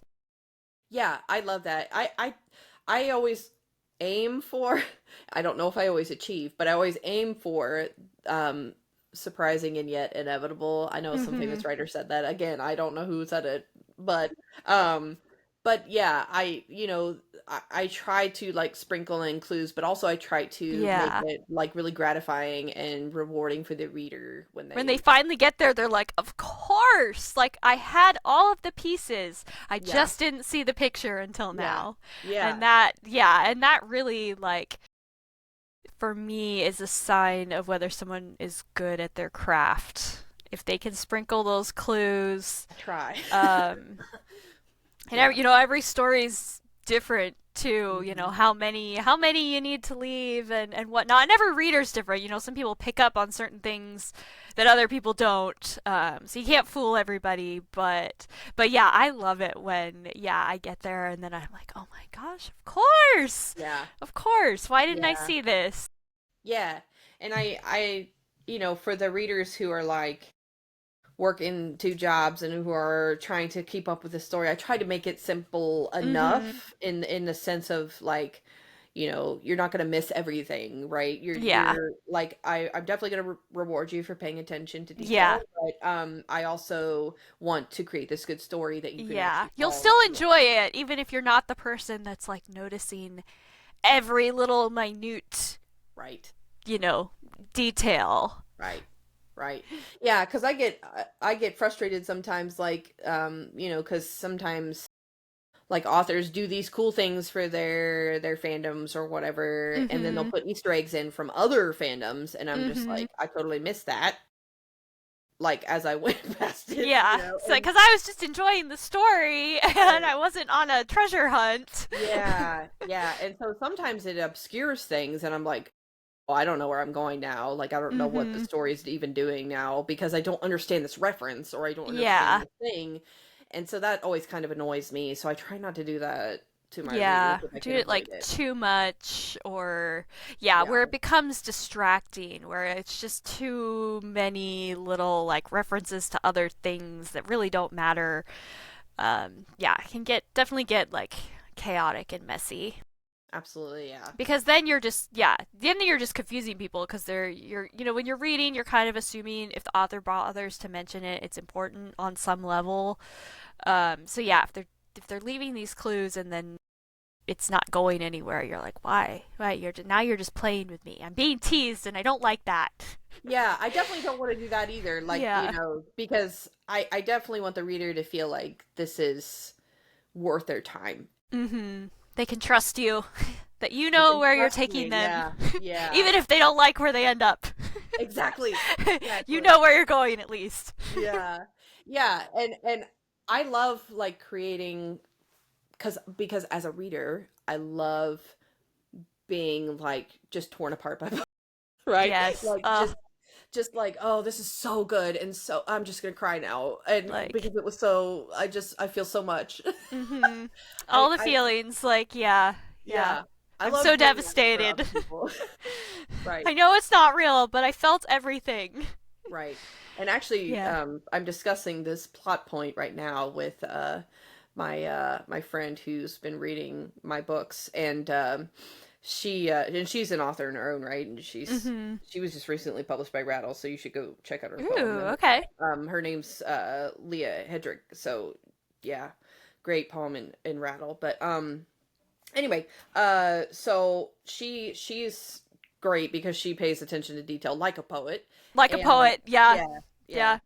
And so she has amazing suggestions, and there's this plot point that I'm just like, I'm not sure that I actually can do this because it's so devastating to me, like the writer. Yeah. And I Like, can know I live with my choices? exactly. And so, like, if I know it's this devastating for me, what am I gonna do to the reader? So I'm just like, are they gonna hate me? Are they gonna throw the book? They're gonna hate me forever. Right. I don't know. I'm always on the side of go for it. Well, and that's what she said to me. She's like, it Don't is hold back. it is totally necessary, like to the Yeah. plot. This is it's all leading to this, and All makes sense. it's all Like, makes you sense. have to do it.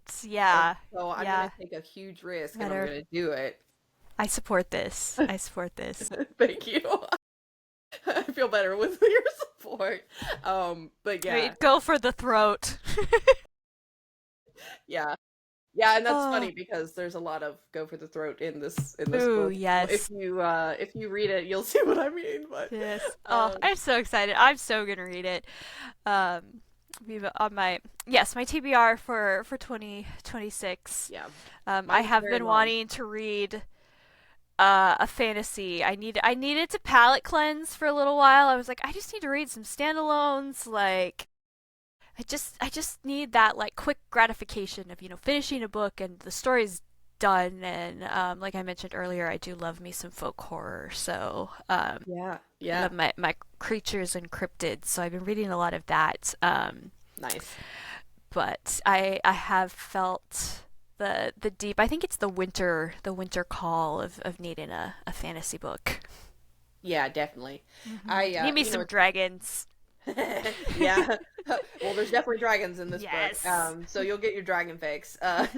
Yeah, part of me is just a kid always, and like I'm just like dragons. Yes. Because who doesn't like? How could you just not love dragons? It's so funny. I was listening to this other booktuber who I really like. He's hilarious, and he was talking. I was watching this live with another author, and he was talking to the author, and he's like, "Yeah, just tell him there's dragons in the book. It'll sell every time at these Yep. conventions." Yep. So that's like a bit of his selling point, and he's Yeah. like, Dragons. I yeah, mean, and you don't have to specify what type of dragons or like exactly. if they're live dragons or sentient dragons or dragons of legend or Yep. yeah, Just you say dragon, throw me the book. dragons. I'll throw you my money. Yeah. Exactly. So I have never written anything with dragons. I don't have any plans to write anything with dragons, but there. that could it could happen at some point. But yeah, I love reading about dragons. Well, I one of my favorite things is when someone takes something expected and twists it. Mhm. I just recently acquired a book from Nick Snape. I just bought a book from him, and then he sent me another one because there was like this mix up with the cover. But um, anyway, the his covers are awesome. But yeah, his dragons have a twist, and I like that. Ooh, yes. So it's you can. I mean, it's fun kind of being an indie author because you can do whatever You you can do want. whatever you want and no one is going to stop you. No one's Exactly. going to stop you and be like, well, this isn't really what's hot in the market right now. Right. Right. So, don't write it or, we don't want to publish it because, like, yeah, it's just not going to sell.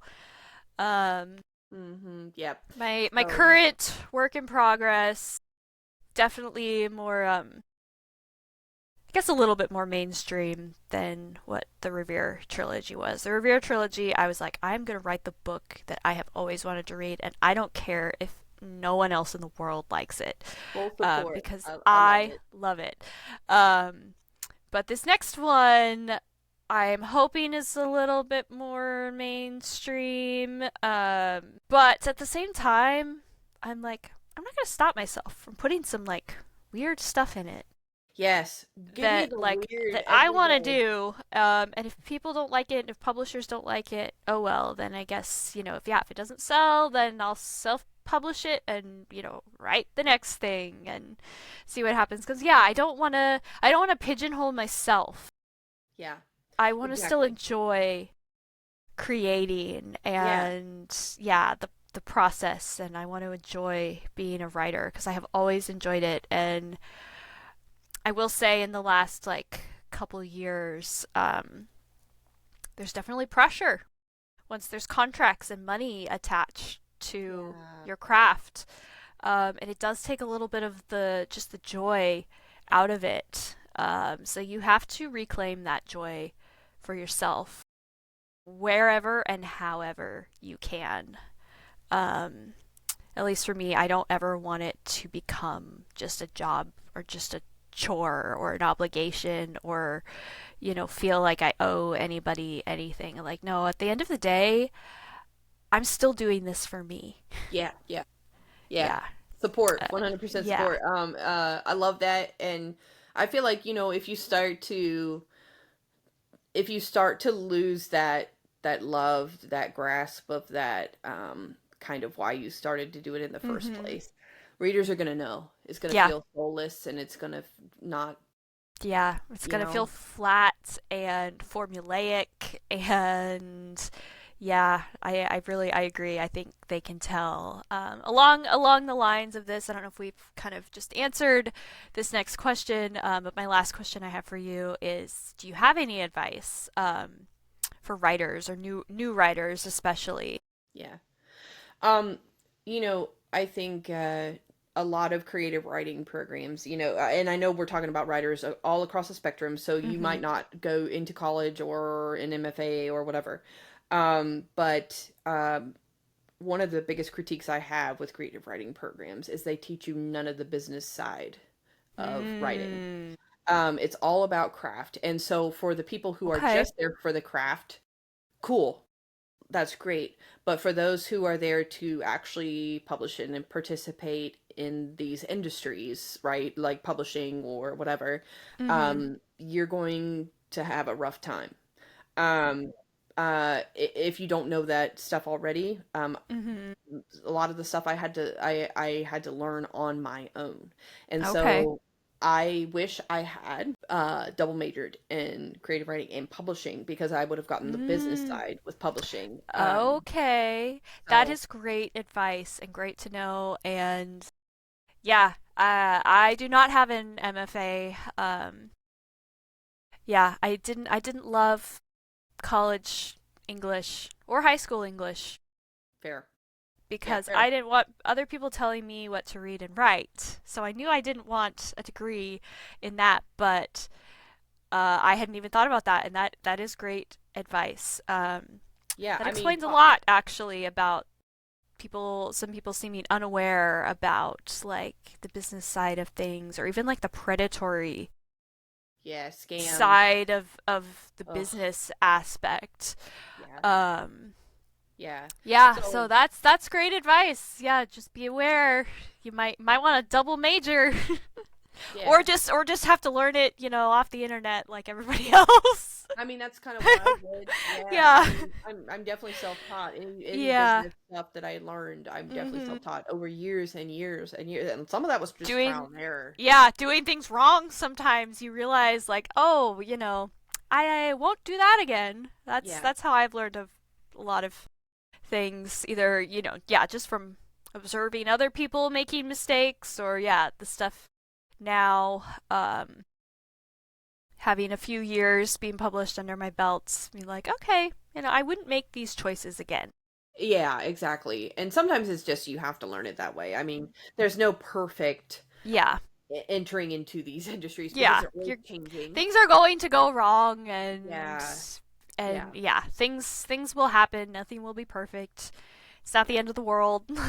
The market always changes, The publishers market shut always down, changes. Yeah. agents leave the business, and it's like, there's so much that changes so fast. Yeah. And It's for a lot, for all the time it feels like nothing is happening because there's a lot of waiting, but then all of a sudden, yeah, your agent will email you out of the blue, which is what happened to me with my first agent. He emailed me one day and was like, I'm leaving the business. yeah, And it thankfully he set me up with another agent at the same agency, and I ended up signing with them, and they've been yeah, great so far. I good. still have yet to write a book for them to sell, but I'm working on it. Working on Yeah, it, yeah. Sarah. More power to you.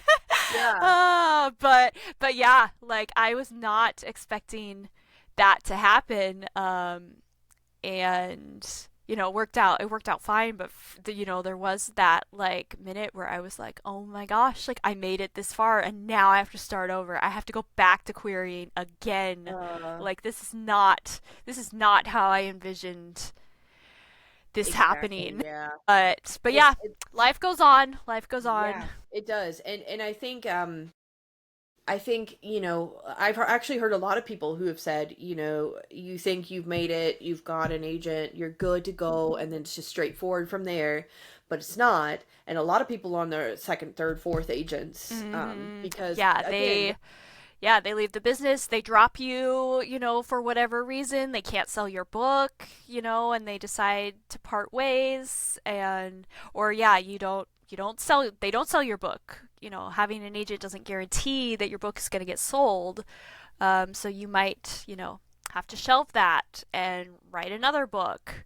You might, end up self-publishing that book, or just saving it for later. yeah, Yeah, yeah, the and agent I is just the first of many steps. First, you got to get that door open, even, and that feels insurmountable sometimes. I oh yeah, for sure. queried, and I like to tell people the timeline of the Revere trilogy, but also the timeline of my, I'm going to say career, but I have, not made barely any money. I don't support myself off of my books, and I, was not making money up until the last 3 years.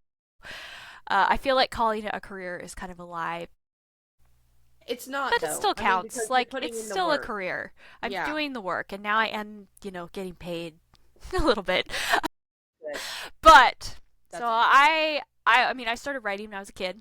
Um, uh, in high school, I decided I actually wanted to try to get published. I kind of realized I was like, oh, this is actually something that I can probably do. This was in the mid Yeah, 2000s, so self-publishing really was still not very accessible, not very much of a thing.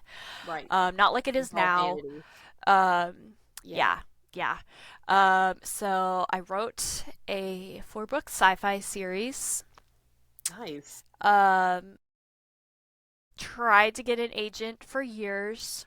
Yeah. Rewrote the series, tried to get an agent, rewrote the series again, tried to get an agent. I got so hung up on this series. I was so passionate about it.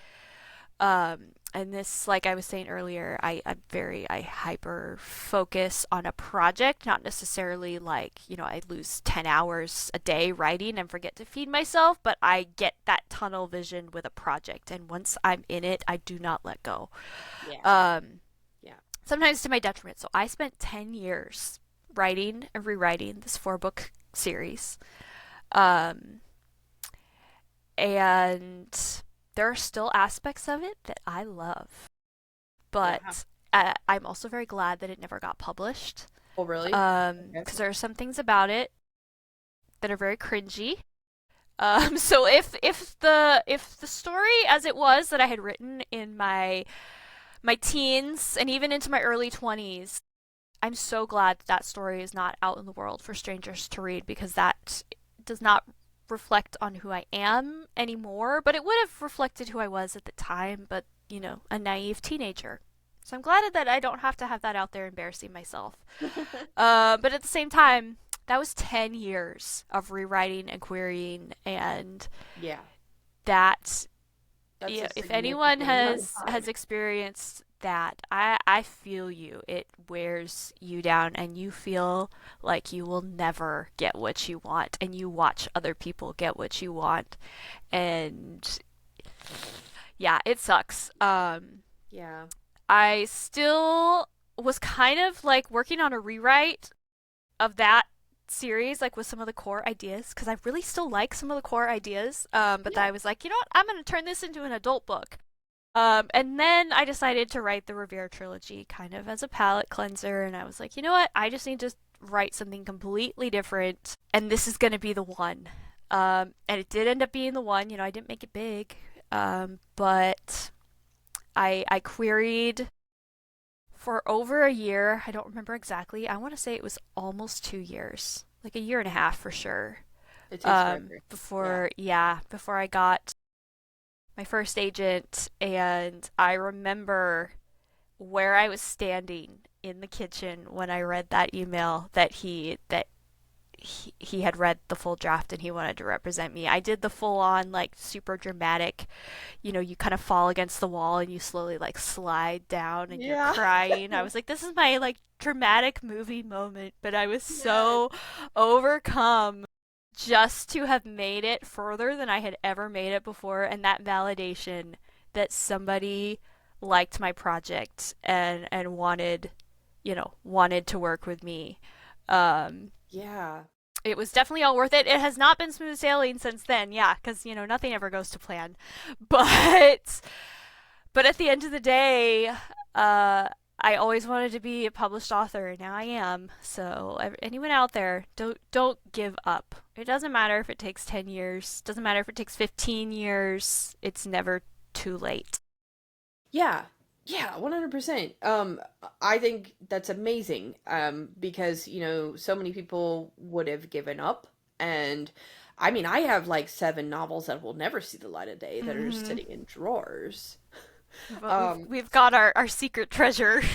yeah, well, I mean, I don't even know that it was a secret treasure for me, like those novels. I think it was just I was still learning. I was still Yeah. learning how to write, and it's okay to not be perfect and Yeah, it not is write totally just okay to not have your, the first book you've ever written be this amazing debut. That is actually very rare. That people like Leigh Bardugo, for example. I love her prose. She writes beautifully. I also got to meet her nice. once years ago, and she was delightful. I'm sure. Um, Yeah, that's awesome. yeah, but yeah, most stories are not going to look like that, where decide Yeah, you're going to write a book and you write the Grisha trilogy yeah. and you get big. And Like, I just so feel comparing like, yourself to that isn't fair to you. yeah. Yeah, comparing yourself in general to anyone else because your Mhm. art is your art. Or the way that you express yourself is unique to you. And Mhm. so I feel like if we're trying to be the next George R. R. Martin or and this is why I hate comparables. Um, you know, Oh, right. Oh, those comp titles. yeah, and readers expect it now too. So it's like Yeah. It's they kind of, expect you to pitch your it's book that way. unavoidable. Yeah. So I Yeah. kind of have to Oh, do it, but at the same time I hate everybody it. hates it. We all hate it. I'm Yeah. glad that we all hate it Yeah. collectively. Yeah. Because I'm like it sets you up for expectations that Yeah. I Yeah. mean, okay, so our dragons are kind of similar, but like also There's like not. dragons and court intrigue, assassins. Right, but like my story's completely different. So, it's kind of silly in a sense, Hmm. and I And guess then you people get the people that are like, "Ugh, that's so pretentious of you comparing yourself to this big author." And I'm like, like, I'm you sorry, can't win. you can't win. And then it's like, because readers are all different levels, right? Some Yeah. have read widely and they know like the They genre very know, and well. they know like the more obscure authors. But it's like, if I don't compare myself to someone who's well known, you might not know, like, you might not have any comparison because you've never read, this obscure book. Yeah, yeah. Like when I Yeah. say my book is a lot like the Women's War, people look at me like I have 2 heads. I mean, because it's like, well, what's that book? Yeah. And unless you have read in that vein of fantasy, you don't Hmm. know what that book is. And Yeah. and So again, so like, it's useless. There's no context. yeah, exactly. So that's why I comp to George R. R. and Hmm. and The Witcher because they're big franchises People and know what to expect at yeah. least. Yeah. Yeah, And and and it's so I funny think those because are they're great comps. well, thanks. Yeah, Yeah. I And just as you're describing, your book to me, I was like, this sounds like all of the best elements of Game of Thrones, A Song of Ice and Fire, if you want to be correct for the series in the yeah, book world. It's yeah, all Game of Thrones now. yeah. But yeah, like the different things, I'm like, yes, this sounds like all of the stuff I loved about Game of Thrones, but without a lot of the stuff that I didn't. That's it. Thank you. It's kind of reactionary in a little bit because you were talking about what inspired the Floating Castle, and there's Mm-hmm. multiple things, and one of the things was I read Game of Thrones. As a lot most people who are, big fantasy fans have at least read a little bit of it. You've at least sampled it. So I'm gonna admit something that might get me thrown out of certain camps, and I don't know that I really care, but Maybe you don't even want to be in those camps. maybe I don't want to be in those Yeah. camps. The first time I read Game of Thrones, I stopped at 100 pages because I hated it so much, and then I finally forced myself to read the whole book because I'm like, everybody is loves Everybody Game of raves Thrones. about it. Okay, Yeah, I will put myself out there too. Um, The Name of the Wind was that one for me. People yeah, rave about Name of the Wind. The most common comment I get from people, and it's weird that I get this same comment from multiple people. They're like, "It's amazing, but I can't tell you why." And I'm like, what do you mean you can't describe it, or like you literally can't tell me why? Like there's a pact to not tell me why. There's like a curse, or you're spoiling something if you tell me why it's amazing. Yeah. I just have a lot of questions about that Yeah. statement. Yeah. But yeah, I could not get into it. I was like, I don't care about this story. I'm bored. This feels like a boys club book pick. I Yeah. just don't like it. And I was like, you know what? I don't like it. I'm not going to read it. And yeah, there are some fantasy readers that would probably disown me over that. The people that love me already, that love that book, they still like me, even though I didn't like it. They were just disappointed because we couldn't talk about it, but like, sorry guys. Yeah. Yeah, and I haven't read the whole Game of Thrones series because I couldn't force myself past the first book. And that's fair. But I did read the first book because I'm like I You hate tried. DNFing. You tried. You made an I effort. hate DNFing, I but read the first two and a half, and that's it. And then the TV show caught up with it. I'm like, well, I can just keep watching the TV show. And I know they're yeah, different. I know they're yeah, different. yeah. I was But a big, still, I was a big fan of Daenerys, and that's what kind of kept me reading, at least as far as I did. But there was just too much other stuff going on that I didn't care about. yeah, Daenerys was actually the reactionary part for me. Like Yes. she, Yes. I was just like, I can tell that this is not written by a woman. Yes. So, Yeah.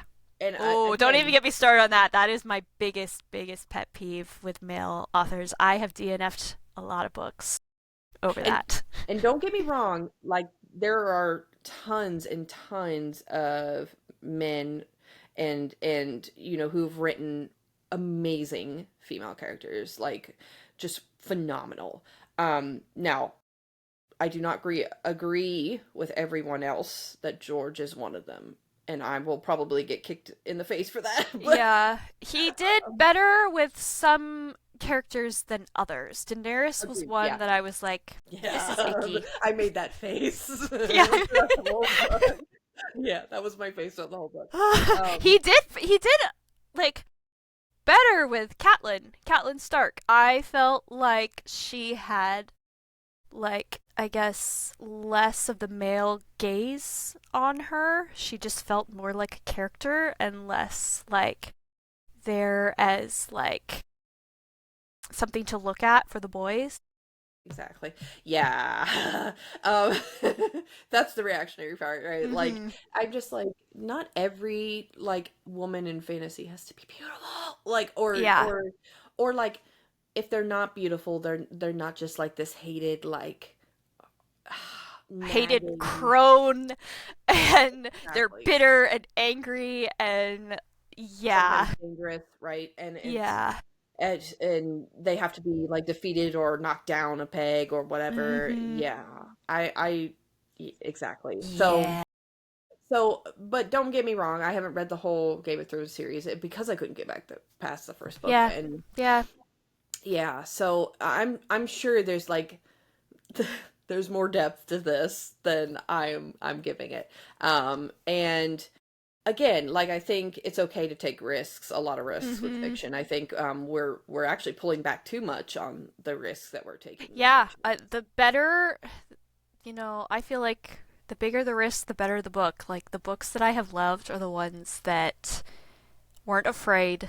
The author didn't flinch with their subject matter. And not to the point of being gratuitous, because you can get too much the other way, and I don't love that. Right. Which is the issue I have with quite a few male authors, especially. They seem to be, I guess, in regards to their treatment of female characters, tend to be the Hmm. most gratuitous. But then on the flip side, you have like the gratuitous spiciness, and I don't. That's not for me. If that's what you like, don't get all butt hurt. But like we talked about earlier, it's just not what I like. Um, Exactly. Yeah. yeah. So we're regardless of anyone's gender status or, pronouns or anything. We can all be guilty of being gratuitous. Um, True. but I True. don't like it when an author tries to write about a hard topic and you can tell that they're uncomfortable, that they kind of hold back, and then it waters down the message and the experience of the characters. And so I'm like, if you're uncomfortable with this, don't write it. And maybe the reason that you're uncomfortable is for a reason, and this is something that needs to be talked about. Yeah, yeah, yeah. I mean, fair. Yeah, it's actually I wrote a short story that actually I was dealing with that. I had a scene that was making me very uncomfortable, and I'm like, I Mm-hmm. don't normally venture this far into this vein of thing, Mm-hmm. and I'm kind of really uncomfortable with it, and I had to come to terms as to why I was uncomfortable with it, and it was because it was too similar to experiences that I had had. And Mm-hmm. so it was making me uncomfortable because I as a human being was uncomfortable. Mm-hmm. And but then I realized that's exactly the feeling I want the reader to feel in this scene. Mm-hmm. And it's necessary to write it this way to make you feel that ick Yeah. because Like, it's I not a need to feel say good piece. it. It's what? It's not a feel good piece. It's not a feel good piece. Yeah. Right. And I wanted you to feel that kind of I wanted to make you uncomfortable with Mm-hmm.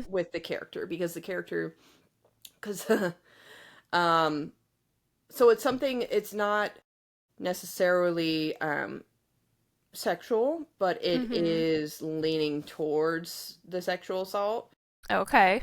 And I always lean away from that normally because Mm-hmm. there's so much of that in fantasy. There's so much of that in fantasy. There's so much of that in reality. Like, Yep. Yep. yeah, but because there's so much of that in our reality, it is something that needs to be talked about. Exactly. So it was like one of those things that really, really, really, really challenged me. And but I also was like, but I want you to get the other perspective because so often I see the perspective of like the male hero Mm-hmm. or the one who's committing the assault. Yes, the one who's committing the assault or the savior. Hmm. Yeah. And And the woman is just not the like one who's there. actually experienced the assault. Exactly. They're just Exactly. painted usually in broad strokes as the victim, or like they just put it away and it's like, no, no, I'm fine, like, I'm tough, I'm over it. um Exactly. And I think that's one of the things that I really liked about this other book that I read recently, by Molly McCobb. She writes horror, mhm. and in Dark Bloom, there is a character that experiences, pretty extreme. I mean, it's horror, um, yeah, stuff, but it's also from her perspective, and you get that this is not okay, that she's Mhm. not okay with it, that she's trying to escape, that she's trying to survive, It's not and sexy in any way, it's like, not sexy in any way, because right? I And hate it when that line gets blurred. oh yes, absolutely. So and then you see the fallout of that. You see like how she has to move forward with other relationships with Mhm. that. And I thought, this is horrifying to me, like absolutely downright horrifying to me, but it's also like a story that needs to exist. Mhm. And so it was like again, one of those things where it was like it was so uncomfortable and made me feel horrible. But it was also like this character, you know, their perspective is important for Yes. empathy's sake, for Mhm. understanding people who've gone through severe trauma. Mhm. Um, I just think about sometimes about people who have been like locked in a room for years and, who can relate to them? No one. No one. I Because mean, that just, for most of us, that has not been our reality. exactly. But they need empathy and they need to be Mm-hmm. understood. And so like fiction can help us with that, right? Like Mm-hmm. fiction can bridge that gap, and that's why I love it. So, Yeah, yeah. Well said. It's just, yeah, yeah, that's it. Like, we get to live in another person's experience and see them as a human being, and that's what teaches us empathy. Yeah, yeah. So fiction and storytelling is super powerful, and Mm-hmm. I love it as an art. I can't imagine doing anything else. That's why I wrote the Floating Castle, and Space Collisions, and yeah. So I plan on keeping going, and doing my thing, and just a one last thing, but I feel like whatever, because we were talking about advice for writers, right? Mm-hmm. I feel like whatever route you go, whether you do get picked up, right, by a big publisher, or you go Mm-hmm. small press and indie press, or you do self-publishing and you do it all on your own, there is no right or wrong.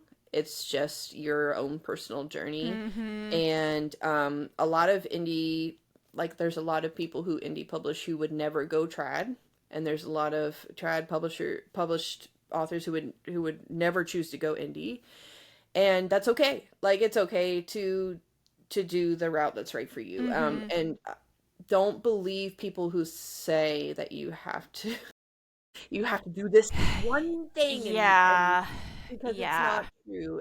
There's so much advice that won't work for you, Yeah. It's like and with this, and for even each book will vary. Yeah. Like exactly. the idea that there's one right path, or that one path makes you more successful than somebody else. Yeah, none of that is true, and everyone defines success in their own way. I actually like asking people, what's your idea of being successful? And everybody has a different answer. And so we're using a lot of times that lens too to compare ourselves, to other people.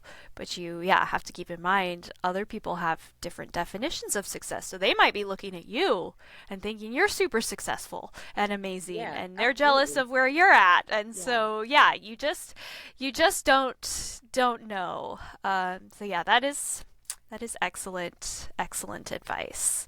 Yeah, Um, comparison is toxic. Community is what you need. mm-hmm. You need other writers, you need other readers, you need to love the stories, you need to love Yeah. yourself, you need to love others and build each other up. That's the Mm-hmm. only way this works. Yeah. Competition kills us all. Like it Competition really. kills us all, and there's no way, honestly, to like self sabotage, in my opinion, any more than that is by, being super toxic. Um, because, yeah, you will lack that community that will rally around you and help you. Yeah, and that's so valuable, like so valuable in and Mm-hmm. of itself, because you have people who Yeah. believe in you and who are cheering you on and Yeah. love your art. Love And your I art, mean, and when you're in those moments where you do feel discouraged, you have that to fall back on and to remember, like, yeah, like other people have enjoyed this. Like I'm not doing this for nothing. And not that validation from other people is all that matters, but not gonna lie, it 100%. feels good. Yeah, it does. It feels It good does. when somebody's like, "Yeah, I read your book and I loved it." Yeah. Feeds our souls, our crusty old souls.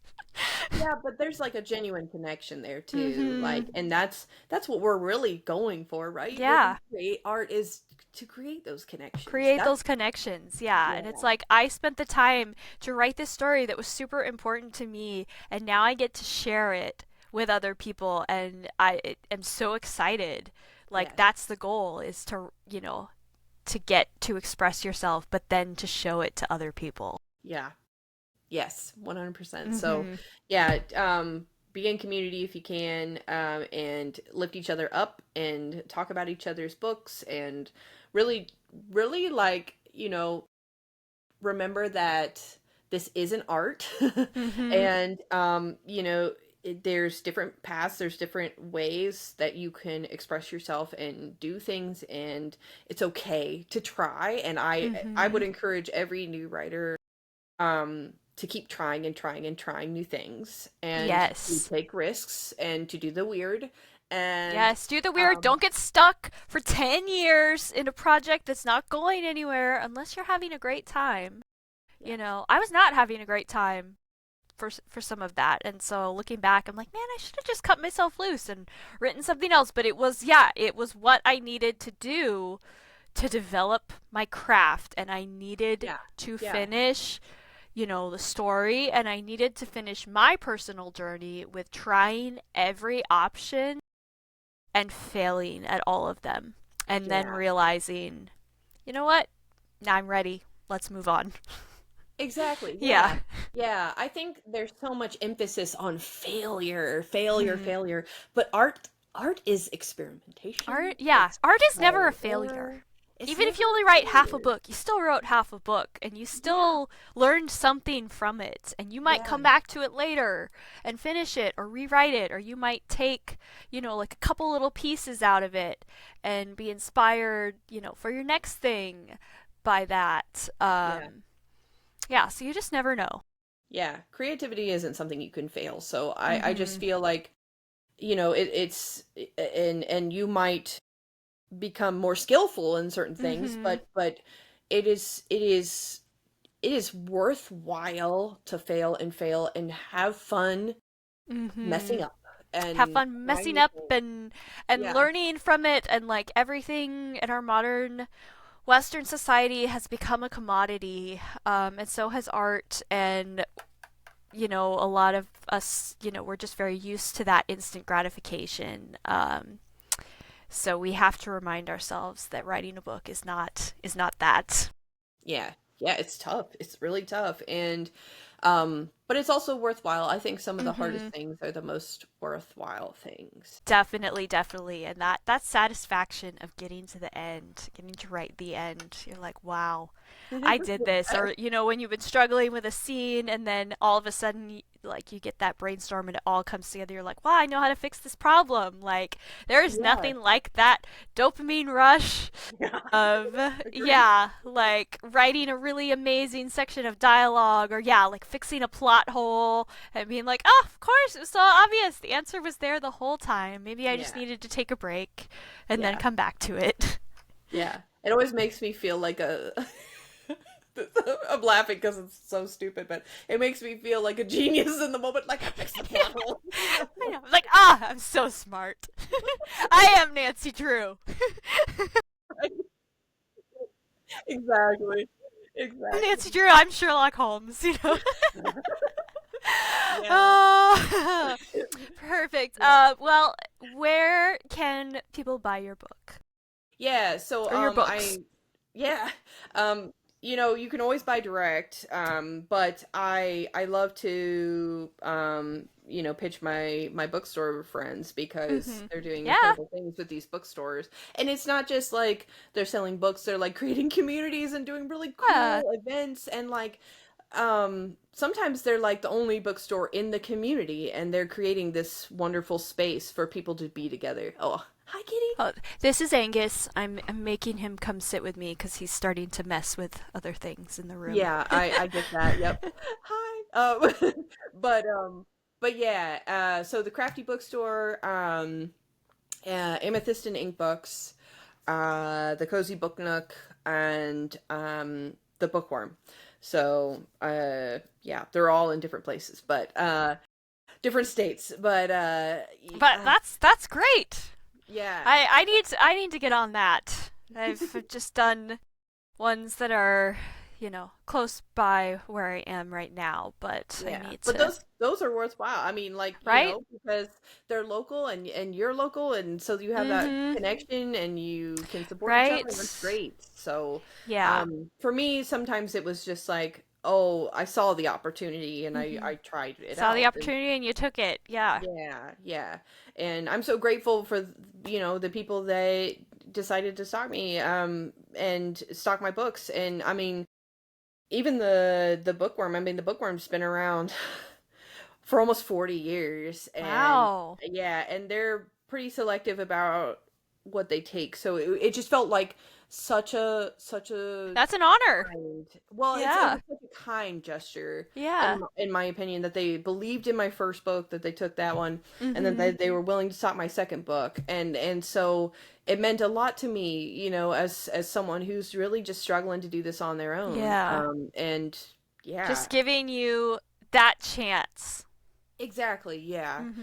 Willing to Um, take a little bit of a risk on you when they didn't right. have to. Right. But And yeah, really, that says a lot. really all the bookstores are, right? Mm-hmm.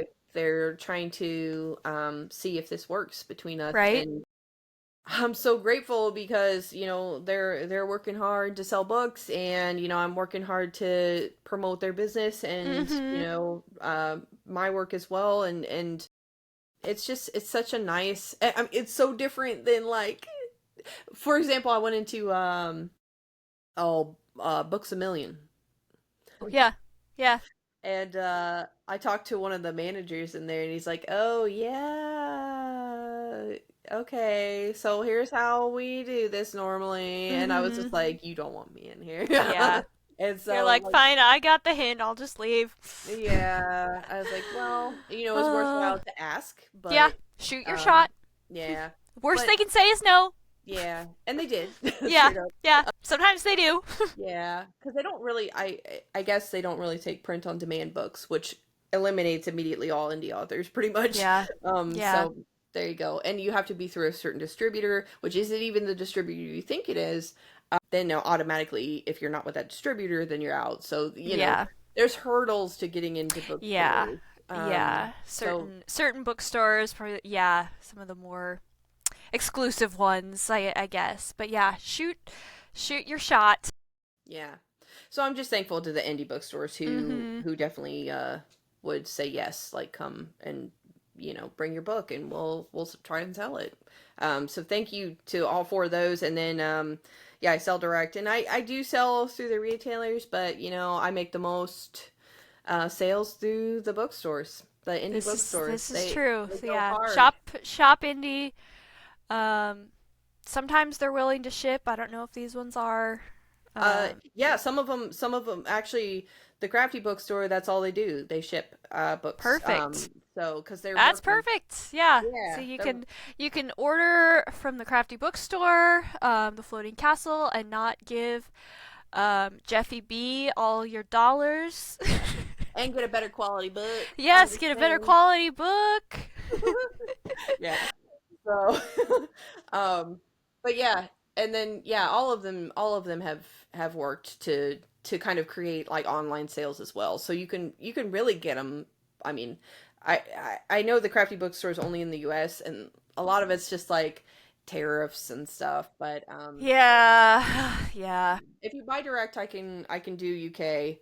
And then I have to go through retailers like for Australia or What about Canada? Canada. Yeah, I have to go through retailers for Well, I mean, technically Ingram prints in the US and ships to Canada. So I'm not totally sure, like, if I came in from the Canadian side, Yeah. what it would be like as far as like an actual transaction. But Yeah. because I That's imagine the fair. shipping would be kind of wild, but Yeah, and then yeah, any tariffs. mm, yeah, but Indigo chapters, right? I can do ebooks through them, Okay. and so they're Yeah. a big Canadian Cool. So Chinese. yeah, if you're in Canada, just get an ebook. Yeah, I mean that's my suggestion. Honestly, I feel like it would be a lot more cost effective. And Yeah. I'm in some libraries now. And that's really So exciting. yeah, so I mean, if you can request my book because it has an ISBN number, it has an Yes, so if it's not in LLC. your local library, you can request that they buy it. Most libraries do ebooks now too, so it's a lot easier for them to have, um, you know, more obscure titles. I was Yeah, able to get my books into a couple of libraries in the nice. ebook Yeah. format only.